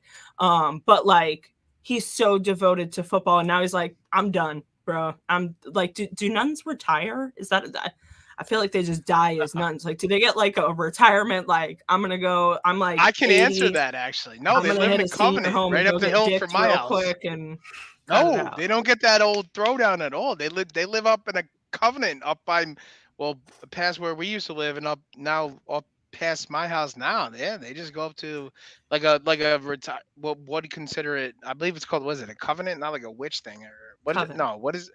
Convent. I'm sorry, I said covenant like it's a fucking witch thing. But Matt, here's how I see the Catholic Church. Uh-oh. It's hold on. The Catholic Church is pro wrestling. It's all a like show. they like wrestling? No, let me finish. It's but all they don't have show. pyro. It's all a show. Yes, they do. You believe it until you're about 8 years old, then you realize it's fake. It's pro wrestling. Yeah, that's funny. I was talking, my coworkers and I on a chat today. We're talking 80s wrestlers and stuff like that, and I think that's a really good like comparison though, because I went to church growing up. I was a Sunday school teacher. Whoa! I gotta play. I literally was a Sunday school teacher for like 5 years. And listen, I know you very well. My family was the worship band. Flag. But I'm out. Like it's not for me. Like it's like I'm here in Alabama now. Where this is the Bible Belt, right? And everybody goes to church. Everybody. But what I did discover is that it's like it's cultural here. Like I imagine a lot of people in certain areas of like New York and Boston, it's cultural. Like you just go. That's what you do. It is Sunday morning. This is what you go do. And I think half that crowd doesn't even believe any of the shit that they're reciting, listening to, whatever. It's what you do. Like if you want to be in with the crew or whatever and be part of the cool crowd and get free dinners when somebody gets sick or something, like you go to church every Sunday or Saturday or Wednesday or whenever the fuck. Because everybody here goes to church, but I'm telling you, there's not a lot of Christians around here. Definitely not. Well, like if I can just hop in first on that there, Holly, welcome to where we grew up. That's a real thing. Like, even though, like we said, we went to a Catholic school, like none of us really like, and the whole uniforms, everything like us, and maybe I can't speak for the other two, but I think I can on some basis, knowing them. After like we got out of that school in, after 8th grade, we did not go back to, I don't know if Matty, I don't think you did. I know Nick, you didn't. Like that Catholic thing was like, that was done. Like it was beaten into our brain, but only because it had to be, I believe, at that point, right? Like even now, like after multiple for myself, Nick and Matt, family members have passed. I don't know if any of us actually followed the entire Catholic burial plan. I know I didn't. I know in my family we didn't, and like it's not a like that was beaten into our brains. I mean, I say our, but I will say now this with mine, but I won't speak for these guys. But no, like you're right there. It's like what some calls an E&C Christian. That's what it was. Like that's what say my mother made fun of coming up, was like, oh, these people come up for Easter and Christmas, and then like our Or Matt knows, yeah, Matt, you guys both know, yeah. Like it was huge like that. And then like people would go every day. Like my grandmother, she would go literally every day. Like Matt, same kind of thing you guys get. Again, I don't want to disparage my own grandmother. I will not do that. But it's just a different, climate now. And like, yeah, some people went to 6:30 mass and 4:30 mass every single day. But that's not where we're at right now. So that's not who we are, though. It's No, like I you think said. it's. It's like you said, we all went to the same Catholic school, so it's all we knew. Yes. The second we left and got exposed to something else, that's when our brains kicked in and said, "This is all bullshit." I was an altar boy for 14 years. I can't tell you how many rectories I've limped out of, and I left there, and now I don't want any part of the Catholic Church anymore. I think that's a lot about like growing up, though. Like you have a lot of things that are like ingrained in you from your parents. Like you guys went there educationally, and a lot of parents want that because there's a lot of structure involved in that. Right. And look at you three fucks. You probably needed some structure in your lives. I can only imagine what would have happened if you didn't have that structure to begin with. Okay. Yeah, we'd all be millionaires. That's what I'm saying. Imagine if you hadn't had all that. It would have been fucking nightmare over here. I'm sorry, finish. I'm sorry. No. I feel like parents sent a lot of kids there for educational purposes because it is a good education, especially in comparison to certain areas. Nick, can I hop in real quick before you do? Although there's like religious ingrained in it, it is a decent education. If you went to a public school in that area, you probably wouldn't have gotten as good of an education. There's a lot of structure and discipline, which takes some of the effort off of the parents. There's a lot of upsides to sending your kid to a religious school. Now, I didn't go to a religious school. Well, Nick did both, but I did. I spent a lot of time in the church. Like I said, my family was the church worship band. Like I was in the church 4 days a week, every single week, my entire childhood. I appreciate all that. It's not something that I currently practice. I'll go for like nostalgic purposes. But it's, I mean, I listen to them like recite Bible verses and I'm like, I could recite it too. It doesn't mean I feel anything or like believe it or anything like that. So, but I think it's important to be educated on everything. So that I think every one of us could repeat those. Yeah. I have a lot to say about this. Oh boy. Here we go. Crack those knuckles, boy. The first thing I want to say is the late, great, best comedian of all time used to say, Mr. Uncle George Carlin, I was Catholic. I was Catholic until the age of reason. Once he started thinking. Now, Matt said, oh, we went to this school or whatever, and that's all we knew. Guess what? That's not all I knew, because my mother's father, my grandfather on my mother's side, was a Presbyterian minister. So I would be in Catholic school with these guys all day, all week, going to mass every day or whatever it was. And then on a weekend, I'd go up to the Presbyterian church with the Freemasons and all these fucking idiots. And I'd go to Sunday school, and my grandmother was a Sunday school teacher. And she literally told my father, you can't bring Nick here on Sundays anymore. He's a problem. And he's like, why? And I'll tell you why. Because everything I know too much. Everything I learned in Catholic school, like we read the Bible every day. Like Jesus did this and he did that and he did. And so she'd be telling different shit. Like I'm like, no, Grandma, it wasn't 15 loaves of bread. It was 5 and it was 2 fish. It wasn't 15 loaves and 7 fish. It was 5 and 2. Like, what are you talking about? And she's like, Nick, shut up, kind of thing. I was baptized twice. Like, I'm a fucking heathen. I'm like, I got a free pass. You know what I'm saying? And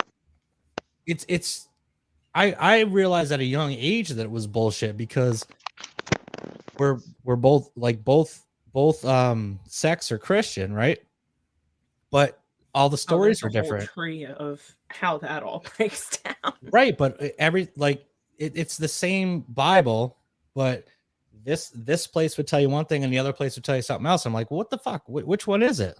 Yeah, it's a giant game of telephone. It's how did you read it and pass along the information?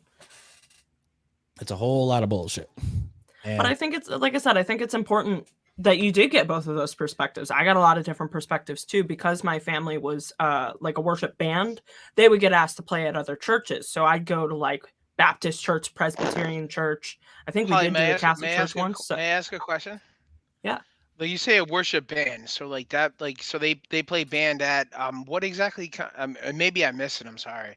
Like a So my specific entire kind of family is church. Like I'm not. musicians. Okay.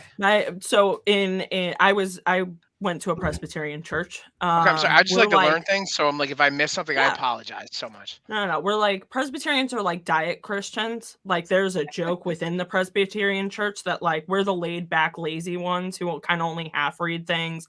We're always late to service. Like it's a common thing. Like it's kind of cliche, but it's true. But you were in a So kick-ass band, is what you're saying? So you guys got bands so and we shit? had a band. It was like a contemporary band. We had a contemporary service. We used to have both. We had a traditional with like the organ and a piano and hymns. And then there was the contemporary, which like my dad played bass, my mom played violin, my sister played guitar, clarinet. Like That's a badass church.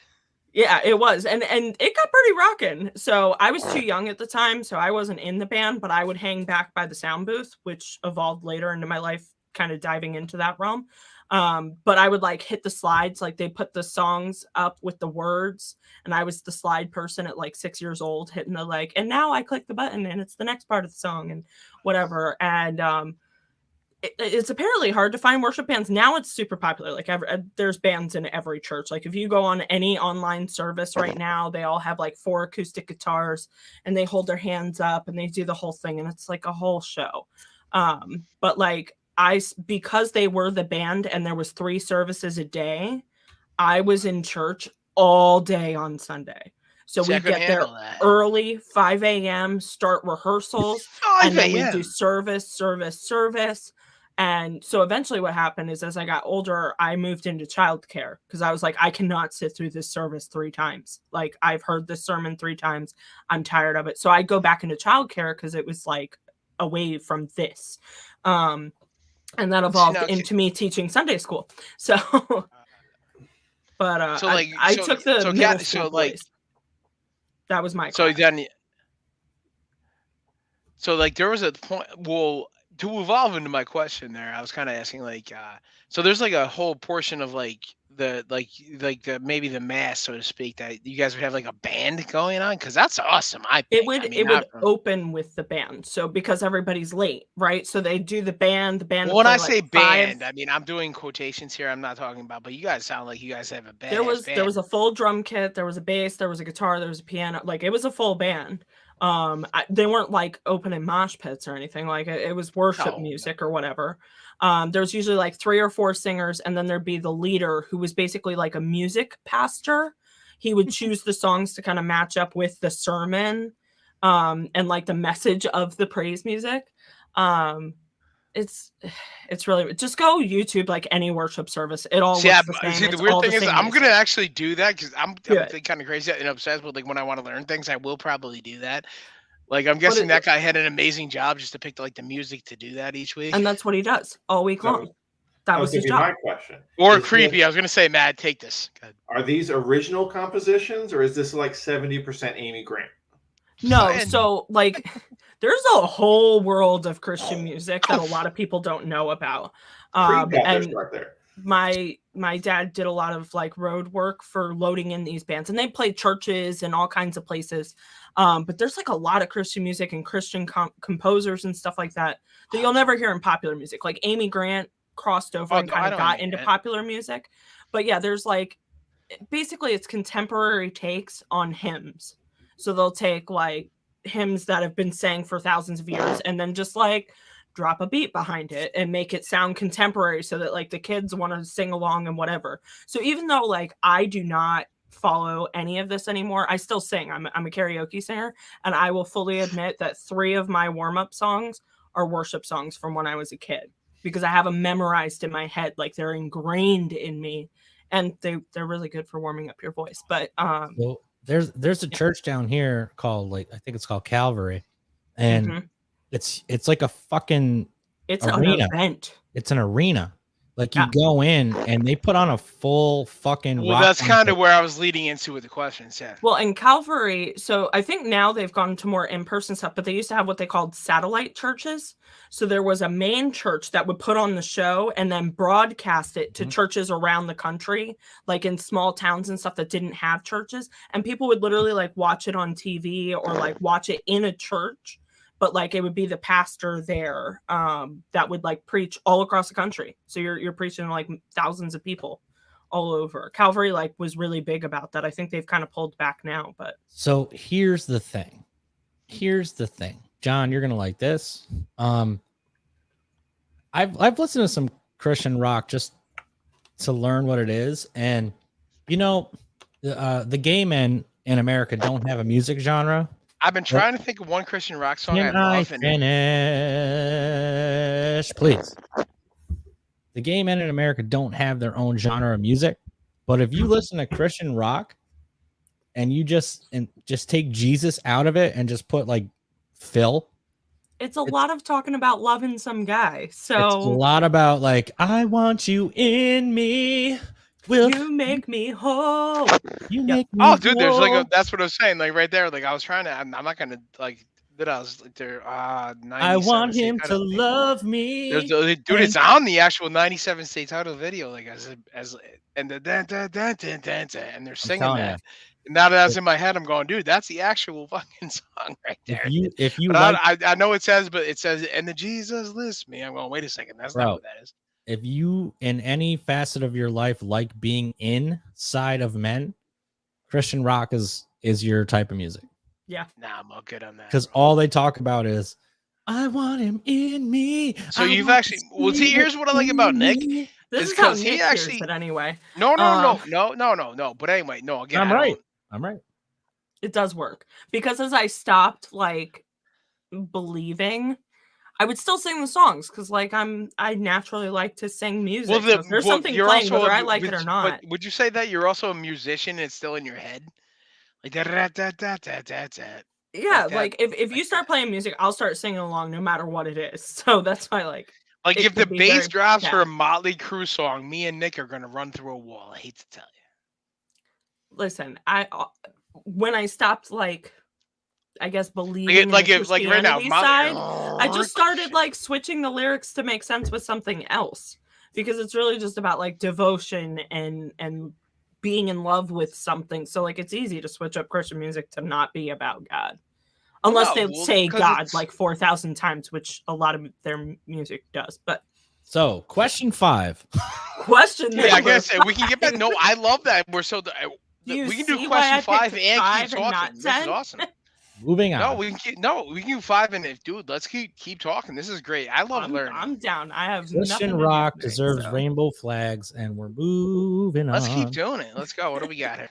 All right. So question number 5 was in Citizen Kane. What was Rosebud a reference to? Let's see those answers. We got sled. Everybody lost their answers. Find your notebook. Pussy. All right. Hitler's wife. All right. I'm glad you all got this right. The answer is a sled, as Matt said. It's at, I think it's come on, Matt. That was like movie. a fucking. Show it. Easy. I saw Matt's face and I was like, come on, dude. It's a sled? It's a sled. It's a sled. His childhood sled. I've never even seen the movie, Nick, and I just know the trivia of that one. Yeah. Well, you got it wrong. Citizen Kane is like one of the most popular. Yeah, but because I said I wanted to like be a jerk off about it. I play the part. You know what I mean? I mean, you got to go with what you got, right? Question number 6. I guess we'll keep going to 10. We'll be here for 3 days. Thanks everybody for hanging out. I got nothing else to do. I got a whole 12-pack in there, so. Mine's emptying. I might have to take a break. All right. Since we were talking about it earlier, which of these is not one of the 7 dwarfs? Oh. Bashful, angry, dopey, or Doc? Angry. Which is not one of the 7 dwarfs? Someone didn't understand the assignment. Angry. Bashful, angry, dopey, or Doc? This is an easy one. Throwing softballs. All right. Where's the answers? We all said angry. You did.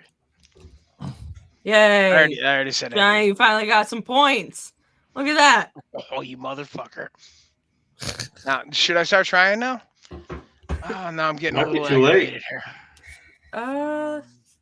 It's not too late, but pretty much everybody it's else too would have late. to get the next questions Too late. wrong, and you'd have to get them right for it to happen.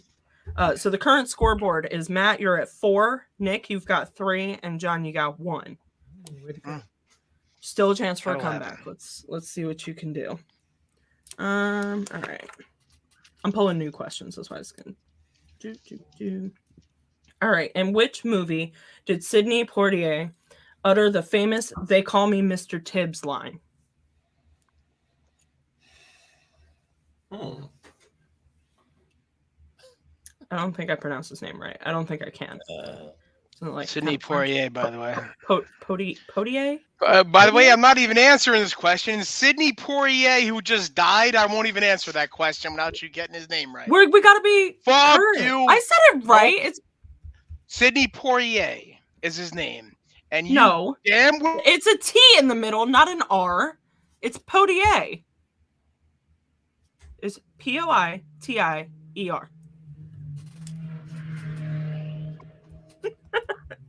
We should do all our shows like that. on principle, I will not answer that question. And if you All right, then gentlemen you don't get the know point. the You're a answer, loser. I don't want the point. Fuck the point. Say his name correctly. Oh my I God, John. Definitely Shut the fuck did, up. but okay. I'm just joking. All right. And what movie did he say "They call me Mr. Tibbs"? Did everybody get an answer down? I got an answer. It's not right. I got one. All right. Let's see. Little Orphan Annie. Nick. It took a while. Wait, is that it? Yeah. African Queen. In the heat of the Son, are night. you standing by not answering? In the heat of the night. In the Heat of the Night is the correct answer. Yeah, I'll Son be of over a- here. Just answering not everything you guys think you know. Come on, guys. Okay. No, So no Academy Award winners over here. John doesn't have to write things down. He could just answer last out loud. No, I said I wasn't going to write it down as soon as the name wasn't pronounced right. We're aware. My All right. little- Question number 27. What are we at? I think we're at 8. 7, 8, 8. That's Come on, taking I'm it glad serious. somebody's keeping track. Good job. Oh, we gotta make this fun. I'm Repeat. taking it serious. I'm down. I only got that was my first answer, guys. Come on. All right. So wait, we're going into question 8, or that was Going question into 8. Yeah. into 8. I'm glad. This is what happens: is I get further in, and then I lose track of everything. If you ever That's need a all good. co-host, I often do. You guys are welcome to join anytime you Do you want. know what's funny is at I was least one of us is welcome. Yeah. Hey, I was just shot at thinking, the like, dead, Matty. you know what's funny is I was just thinking like, oh shit, like Matt and Holly would be great co-hosts. Absolutely. might Come on over. I have a show Come on tomorrow in. night, and then I'm down in person next week. So it'll be the following week before I do another one. But we'll get in touch. We'll make it happen. Word. All right, question number 8. All right, let's go with that one. Who played Mrs. Robinson in The Graduate? You lost your pen. It's cool. It's fine. You're gonna answer after everybody else. So just think your answer. Who played Mrs. Robinson in The Graduate? Fuck. I don't know.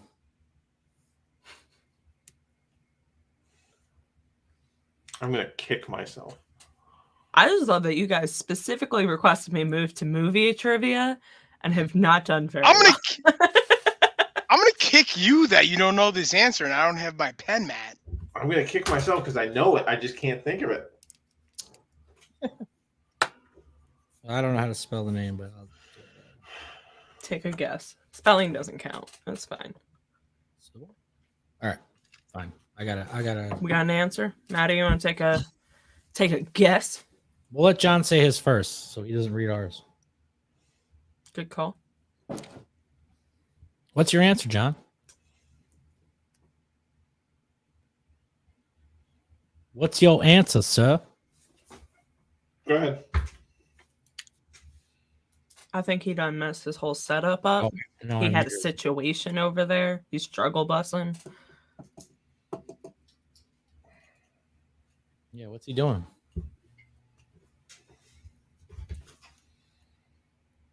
Well, we lost him. Matt, what's your answer? I don't know. I'm just gonna throw out a guess of Jane Fonda. Jane Fonda. Nick? I said Sybil Shepherd. Both of you are incorrect. The answer is Anne Bancroft. Who the fuck Yeah, is I didn't know that. It's always fun when you get the answer and you're so sure you knew the answer, and then you hear it, you're like, Yep, oh, I was no, way off. I didn't know Way it at all. Just kidding. I don't even know who that is. She All right, played, so now we're moving Mrs. into. Robinson. Let's give Johnny a second to get back in here.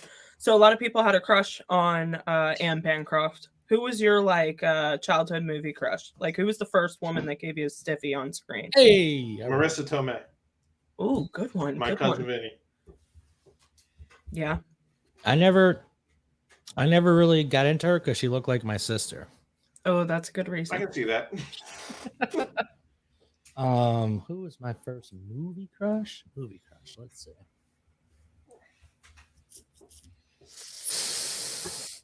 I could tell you my cartoon crush was She-Ra. Mm. I used to kiss the fucking TV screen. That's a true story. No wonder your mom sent you to Catholic school. No, I was sent to Catholic school because my mom was such a fucking weirdo. That makes sense. I don't really know who my movie? first was. I don't know. I'll tell you, the only one I could think of, and it's definitely not my first because we were all like 20 at the time, is Kate Beckinsale. What movie? Underworld. I was gonna say it has to be Underworld. When I saw her flawless. in Underworld, I was like, Jesus motherfucking Christ, this is the hottest woman I've ever seen. And I always have like a thing for like dark hair and light eyes, like it just something. It works. There's like a contrast. Works. She's got great bone structure and all that leather, whatever it. And then they like just were like, you know what? The whole movie, it's gonna rain. I want her to be wet the whole movie. There's no actual plot reason for her to be that way, but we're just gonna make it so that she's wet the whole time. Oh, Did you notice that? It was filmed in Seattle, I think. It served no purpose, but I swear it is raining in every scene of that movie. Yeah, but her with the fangs and with her accent, like, give me a break. I agree. I concur. Who else is a good? The second April O'Neil wasn't bad. Oh yeah, you're right. I think she was like they kind of dressed her down in that movie. Yes. Like she's like way hotter than they made her. Like they put barely any makeup on her, had her hair all raggedy. She's so hot. And then in the third movie, she was in the third movie and they cut her hair short. Like, I choose not to remember the third movie. Never happened. I remember that April. I'm trying to think of actresses when I was like coming of age. I don't really when I used to put my porn pictures on floppy disks. So my aunt wouldn't fucking find them. No, I don't really remember my first. I do remember. I had to handle a situation. He got stiffy. I had to go rub it out real quick. Holla. No, I'll tell you if I did. Trust me, I'd be really honest about that. I Holly, actually just had to beat the shit out of something, but I'm all right. How are you? Holly, what was yours? Who was your guy? No, I actually rolled into that. I kind of caught the end of that. Was that question really? What was it? What was the original question there? Who was your first like movie girl crush? Oh, there it is. When you were growing up, that got you going. All right. So Nick said to you, I heard Nick's kind of. I didn't hear Matt's at all.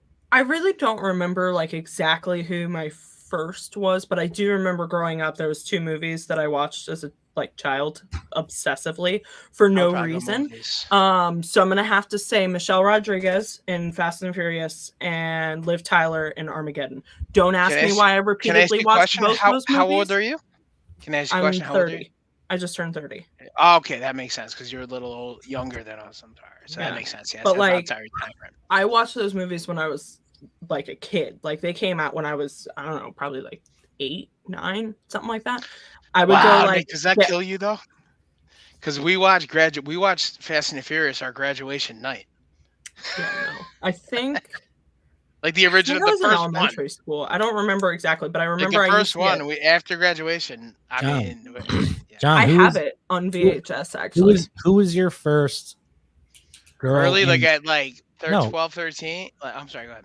first girl in film that you were attracted to, that you were like, damn, she's hot as fuck.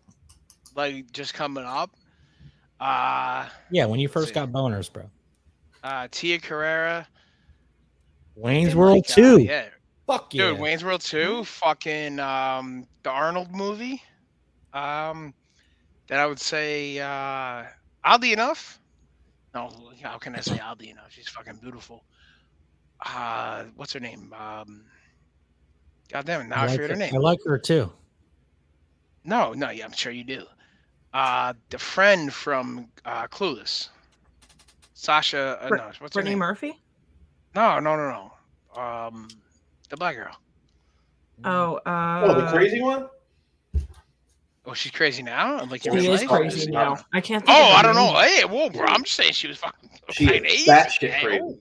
Isn't she Oh, like okay, somehow well, fuck it. racist? I even didn't though fucking she's just, black? dude. I'm just talking like, or again, now do we have to do like Stacey movies, or Dash. can we just, That's her or name, can we isn't just it? Stacey Dash? Okay, yeah. Stacey Dash. I There thought we she go. had a Actually- beautiful. I thought she had a great exotic look to her. Or then can like, are we doing just movie stars, or can we just do like, how far are we going with this? Can you just do like? I have fucking an actual answer. Tony Braxton.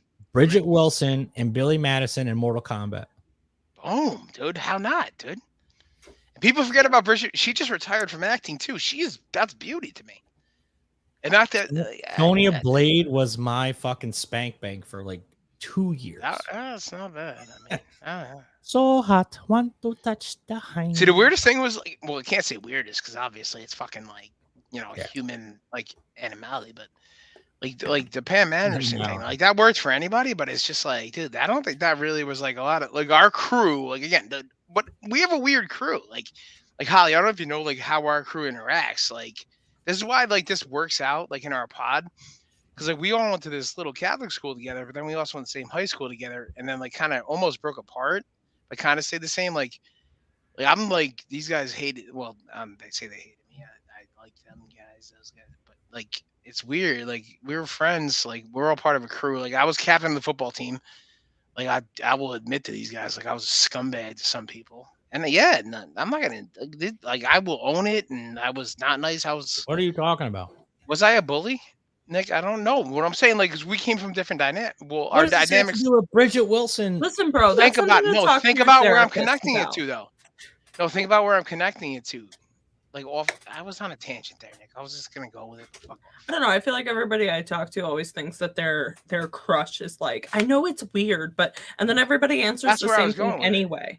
And I No, think most of 'cause the I time thought we it's didn't. not who you think it's going to be. Like it's not the Well, that's super what I'm saying. popular one. Well, that's what I'm saying. I thought we didn't. That's where I was gonna like kind of correlate that we were actually, even though from the same place, like high school, the same wise, we're not the same people now, but like what our answers were different. That's where I was gonna try to. Oh no, I'm exactly the same person I was when I was 17.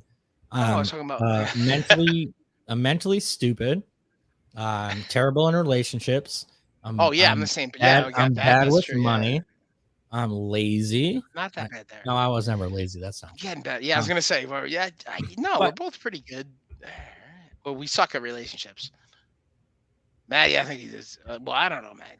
I don't know. I think I'm super different from when I was 17, but the bases are still the same.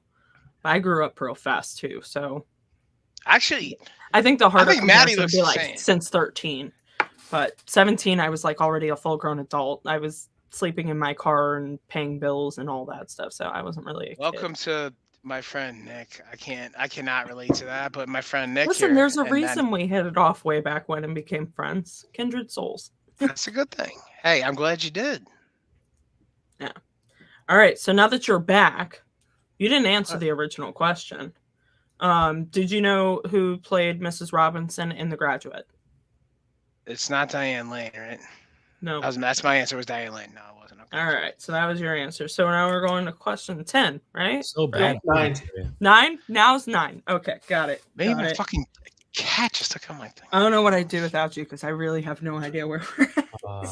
See guys- now, yeah. Now I just you lost guys- my fucking thing again. You son of a bitch. I got it. numbered I all got my mine. answers. That was Hey, smart. Hey, I have. Why so I'm couldn't we super just done this where organized like they for just quiz answered show. theirs? I'm super organized for quiz show, but I did not organize at all for this. You still have a notebook. All right, so 2012. What are we doing? what color pill does Neo take in the Matrix?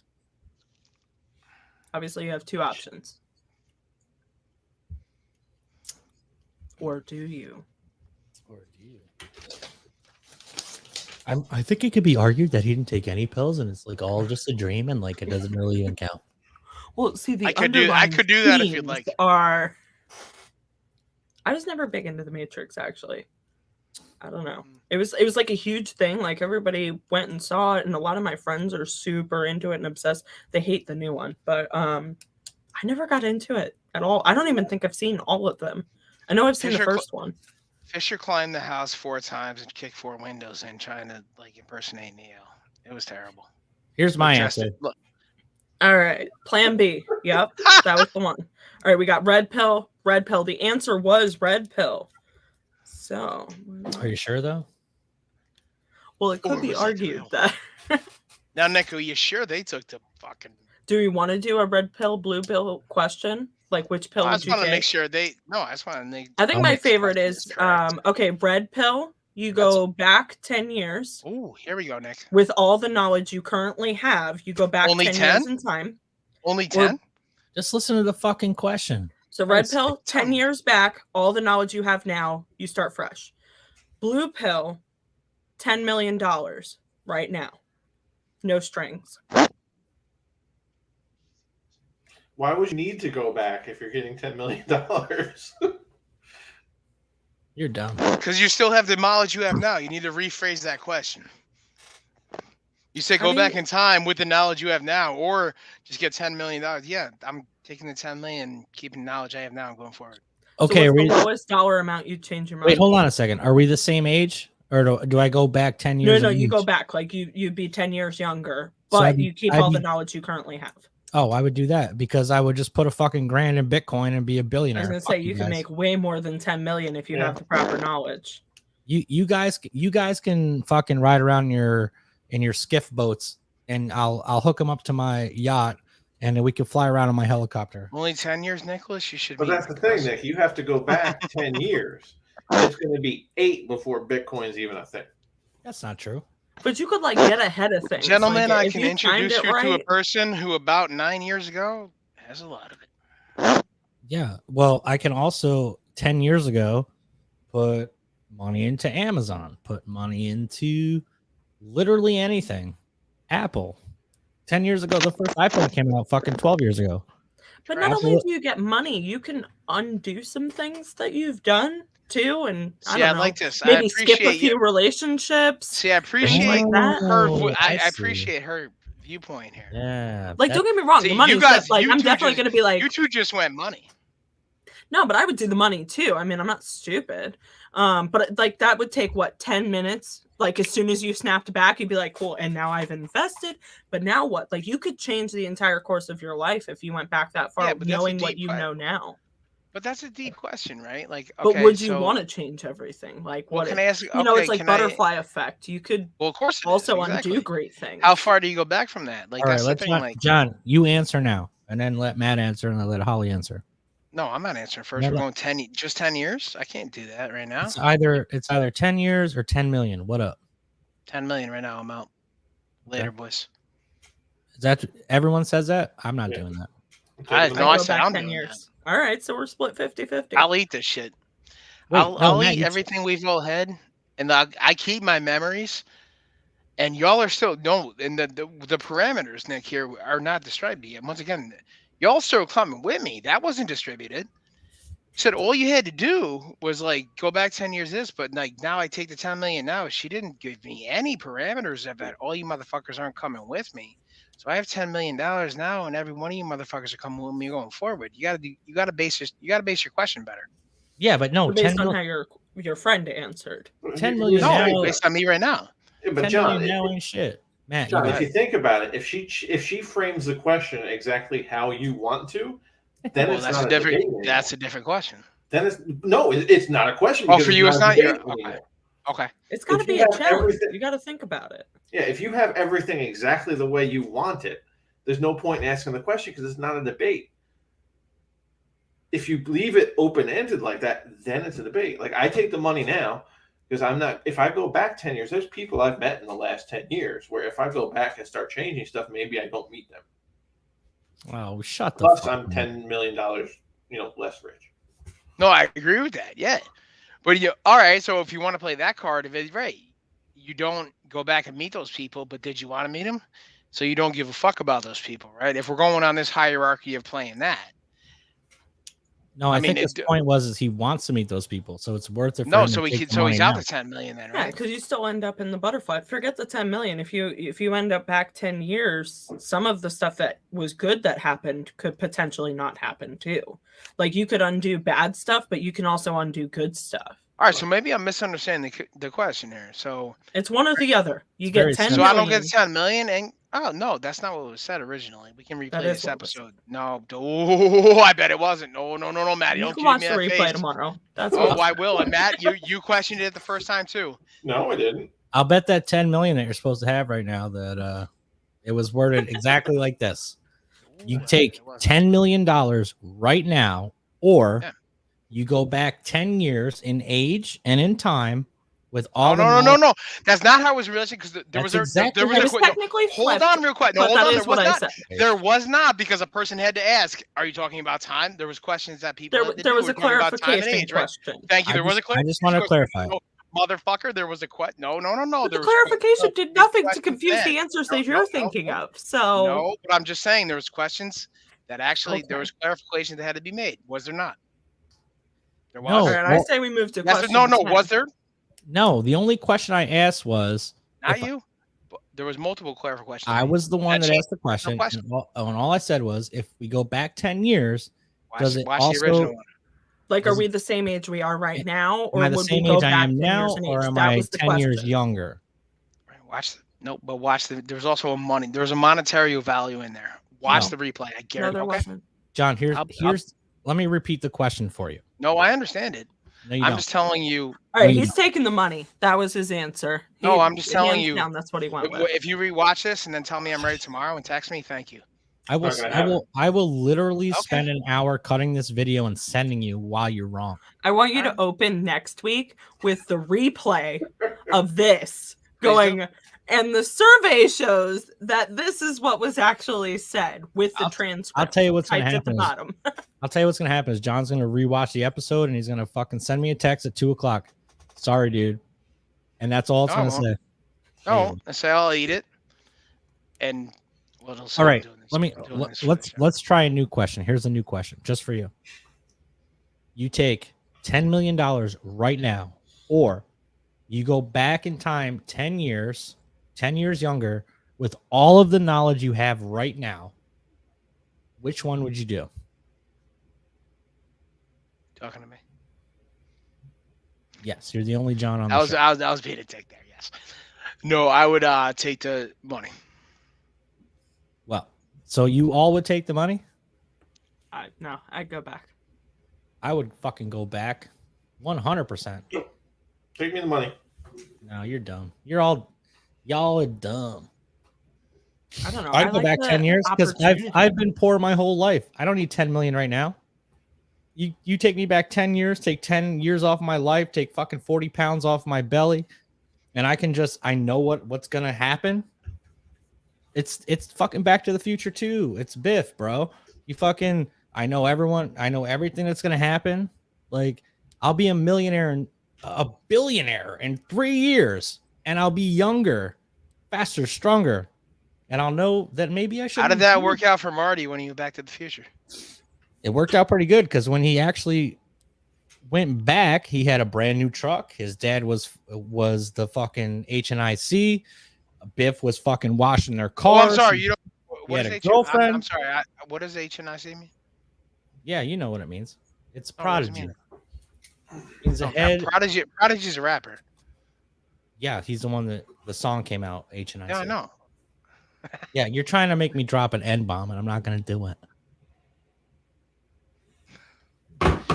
Oh Jesus! Question Christ, I'm just 37. trying to mess with you. Question 10. Jesus Christ. We are on question 7. I'm trying to find like a good one here. Sorry, am I not entertaining enough, boys? Am I upright? Am I making it too? Oh, calm down. Simmer down now. All right, question number 10. Since simmer we've down? been talking about good-looking ladies, and now we'll talk about a good sounding lady. Tell me more. How are those Alabama girls? Yeah, they have a drawl, and there's nothing sexy about a southern drawl. Sorry, just nothing for me. Question number 10: Who voiced the sultry Jessica Rabbit in Who Framed Roger Rabbit? That's a great question. Oh, I'm actually mad at myself, Matty. Oh God, Nick, we should know this. Oh, dude, it's a famous. Oh, what's her name? I definitely Dude, is that- masturbated to Jessica Rabbit. That's my answer. Oh, dude, I know. But did you masturbate to the voice actress? Voice. No, Because just that would be the take old baby. honestly more interesting. Yeah. I put it on repeat. Hey Roger, you're my. That's She another was in movie the- I watched talking to so myself many right now, I times just- as a kid. I'm like I'm ripping through my head right now. I'm like, no, she was in the movie. That's my. All right, let's see. Marilyn Monroe. No, okay. Who? I'm trying to listen to the That's voice. what I'm saying. It's pissing me off right now. The fucking early '90s. She's in the bitch is in the movie. Roger. I know Matt knows it. He Matt don't knows it. He think I fucking do. nailed it. I don't think I do. Really? Oh, Matt, God. you got kind of like a mohawk going on, dude. You should fucking lean into that. Dude, did you see this dude? Like fucking before you in the early studio before you're in there with the hair. I'm like, dude, he's got the Joey Burrow shit going on. You got the big dick Joe Burrow shit. The rock the chain though. You'd be killing it in Connecticut tonight. Dude, you're really fucking leaning into the 5 head.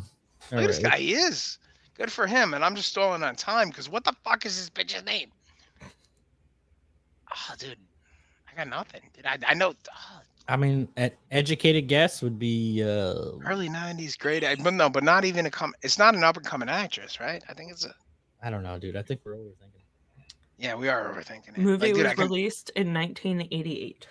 Yeah, Puppy? Puppy? Janet Jackson. Yes. Solid answer. Solid answer. All right. Do we all want to take a swing at this? No, hold on. I'll take a write some down. swing, but I'm Take a pretty swing. sure I'm confusing mine with Cool World, and I went with Kim Basinger. That is All Cool right, World, Nick? by the way. Great Yeah. movie. That's a great You're guess. incorrect. That's a great guess, though. Brendan Fraser, Cool World, right? No, Am I correct Brad there? Pitt, Brad Pitt. motherfucker. Brad Pitt. Okay, Brad Pitt. I went with Gina Davis. Okay. Solid guess. Johnny, you want to take a I swing? said mine. I didn't guess mine. All right. So you're all incorrect and missed out on the final question. The answer is Kathleen Turner. ew. She has that deep, sultry voice. She's actually been very popular as there was a series called Nip Tuck. Did you guys ever watch it? She plays a phone sex operator in the show, and she tries to get a voice box changed to change her voice for her job. She does have, although she does not appear as sexy as she sounds, she does have a very sexy voice. She's got that deep, soulful sound. But yes, she did Fuck, voice. did we not pull Yes, that one correct. off? I'm actually disappointed we didn't get that one, guys. Like, dude, we have a lot of movie history in us with Matt here. So that's 10 Like that. questions. Please announce the winner. Yeah, The winner, Oh. of course, you want me to announce it because you know it's you. Maddie is tonight's trivia winner. Of course he is, though. With He 5 wants to points. Nick, you pulled out 3. Johnny, you also pulled out 3. I got 3. I never pull out, Holly. He doesn't. I've had the fucking done. You want to hear the things I have to do for this? Not guy. much happening in Nick's life if he doesn't pull out and has no children. So, you do the math there. I don't know. You know, I can say that because I like purposely don't have sex, so that's good. Purposely, Jesus Christ. Oh, Okay, Nikki's out so you there. guys Nikki- requested movie questions and then did not do so great on movie questions. We You- did you not, should've honestly. left Well, me with yeah. my typical no. questions. Okay, Matt, you want to handle? Well, how would I say? Like, I think Maddie's a movie aficionado, like across the board. I am a little under him, I think, and Nick's like above me. Like, we have our niches. Like Maddie, he's very good. John can pull out that random stuff. I can pull out the random stuff. I'll cover your Right. gangster shit. I'll cover all that. Like you want like award-winning like stuff like that. Like I'll like that's Matty. Matty will fucking nail that stuff. Yeah, That's I our think boy we were. right there. I think we were just outside of our wheelhouses. Yeah, we were honestly, but the three of us together, we can do something like against each other would suck. But like if those were categories, like again, like if it's like Academy Award and like 80, like Matt, like I was gonna listen to a podcast today. I was like, Matt, I was gonna almost text you. It was Simmons. I'm like, what the hell is Ordinary People? And then I'm like, oh, this won this many awards in like 1980. I was like, Matt would know what the hell this is. I was like, should I watch this movie? Like, So basically what we're trying to say is that Matt would really run the ship. Yeah, he's good. And, Dude. Yeah, and then any of the stuff that we know, he already knows. So we're kind of I'll pull the useless, clip but- on a You're random. along for the ride. So we'll just drink with him and support him. This ain't football. I'm the captain now. Oh yeah, no, 100%. Hey, All right, fucking hey, there, dude. Pablo. I'm no, dude. Fuck that, dude. I know. Again, when you're in a place where like this is the team, dude, I'm your guard, dude. Let's roll. You're Tom Brady. I'm fucking Andrewsy. Let's do this and let's dominate these fucking teams, dude. I can fucking pull out those random fucking like questions, and Nick will get some sci-fi that you don't know, but let's do it. Probably you're, not. you're the. Yeah, well, yeah, and then we'll still just be there boozing and having fun. Let's Trust me. all just put this out on the internet. I am literally the dumbest person out of the four of us. So I'm pretty sure I fucking am close to that. Or Yeah. I played the part. Let's be honest. you just drank too much fucking craft beer. That's all. No, No such thing. actually, I've only had 2 beers. Actually, I play the part, Nicholas. You know that. That's what I'm supposed to do, right? Be the dumb one, the funny I guy. guess so. All right. So, well, that's fucking wow. We're way over 2 hours. We're gonna. No, end- we're not way over 2 hours. It's only 9:46. Let's have some fun and keep talking. We're like 15 minutes over. It's fine. I warned you. Did I not warn you? My trivia shows tend to go a little long. So We're gonna Well, end the we did- broadcast, but we can keep fucking hanging out. That's fine. We did break out into a half-hour discussion on the Catholic Church. And Yeah. the fucking dude, an hour beginning on Tom Brady and the fucking. Oh yeah, unnecessary. No one cares about that guy. So, all right. well, Anyway. if you guys feel like hanging out, I'm hosting an episode tomorrow. So Yeah. it's Yeah, yeah. it's basic trivia. It's not just movies. It's all kinds of questions. It'll Bill be on backstage. my Facebook. Listen, I even made this little thing and I forgot to click it. God damn it! It's too late. It's too late. I did so Just much. that You're Okay. the dumbest Quiz person here. time. Game's over, dude. Quiz time. So yeah, you're a little about what is that? 2 hours, 16 minutes late. So now, do you want $10 million? You want to go back 10 minutes? You can put that thing up. Listen, someone has jokes and they're not always funny. So Maddie's feeling himself. I love it. Well, he's the big winner tonight. So Fuck it, hey, he's always. I'm the big one. This guy. thinking Matt and Holly are gonna co-host this trivia and it's gonna be fucking awesome. I think well, so. like I said, we'll talk it up, see what we can work out. Having a co-host would be great because it's really hard to keep score and host at the same time. Is it? Because everybody answers in a chat. Oh, okay. It's a lot to follow. Maddie, can you count to 10 on your Catholic education? Yes. Listen, I didn't go to college, so I can't do all that. Oh, neither did I. Well, I did. I think we. I I can went count to to a 10 in technical Korean. school. In Korean? Why? Anybody got that? Because I was a ninja when I was a kid. That's why. All right. Well, Well, Let's- we've hung out for 2 hours. let's get off the internet and then we can talk. Ladies and gentlemen, you are now listening to Rick Rewind That Radio. Every. Rewind That Radio. You were listening to Rewind That Radio. You were listening to Rewind That Radio. You were listening to Rewind That Radio.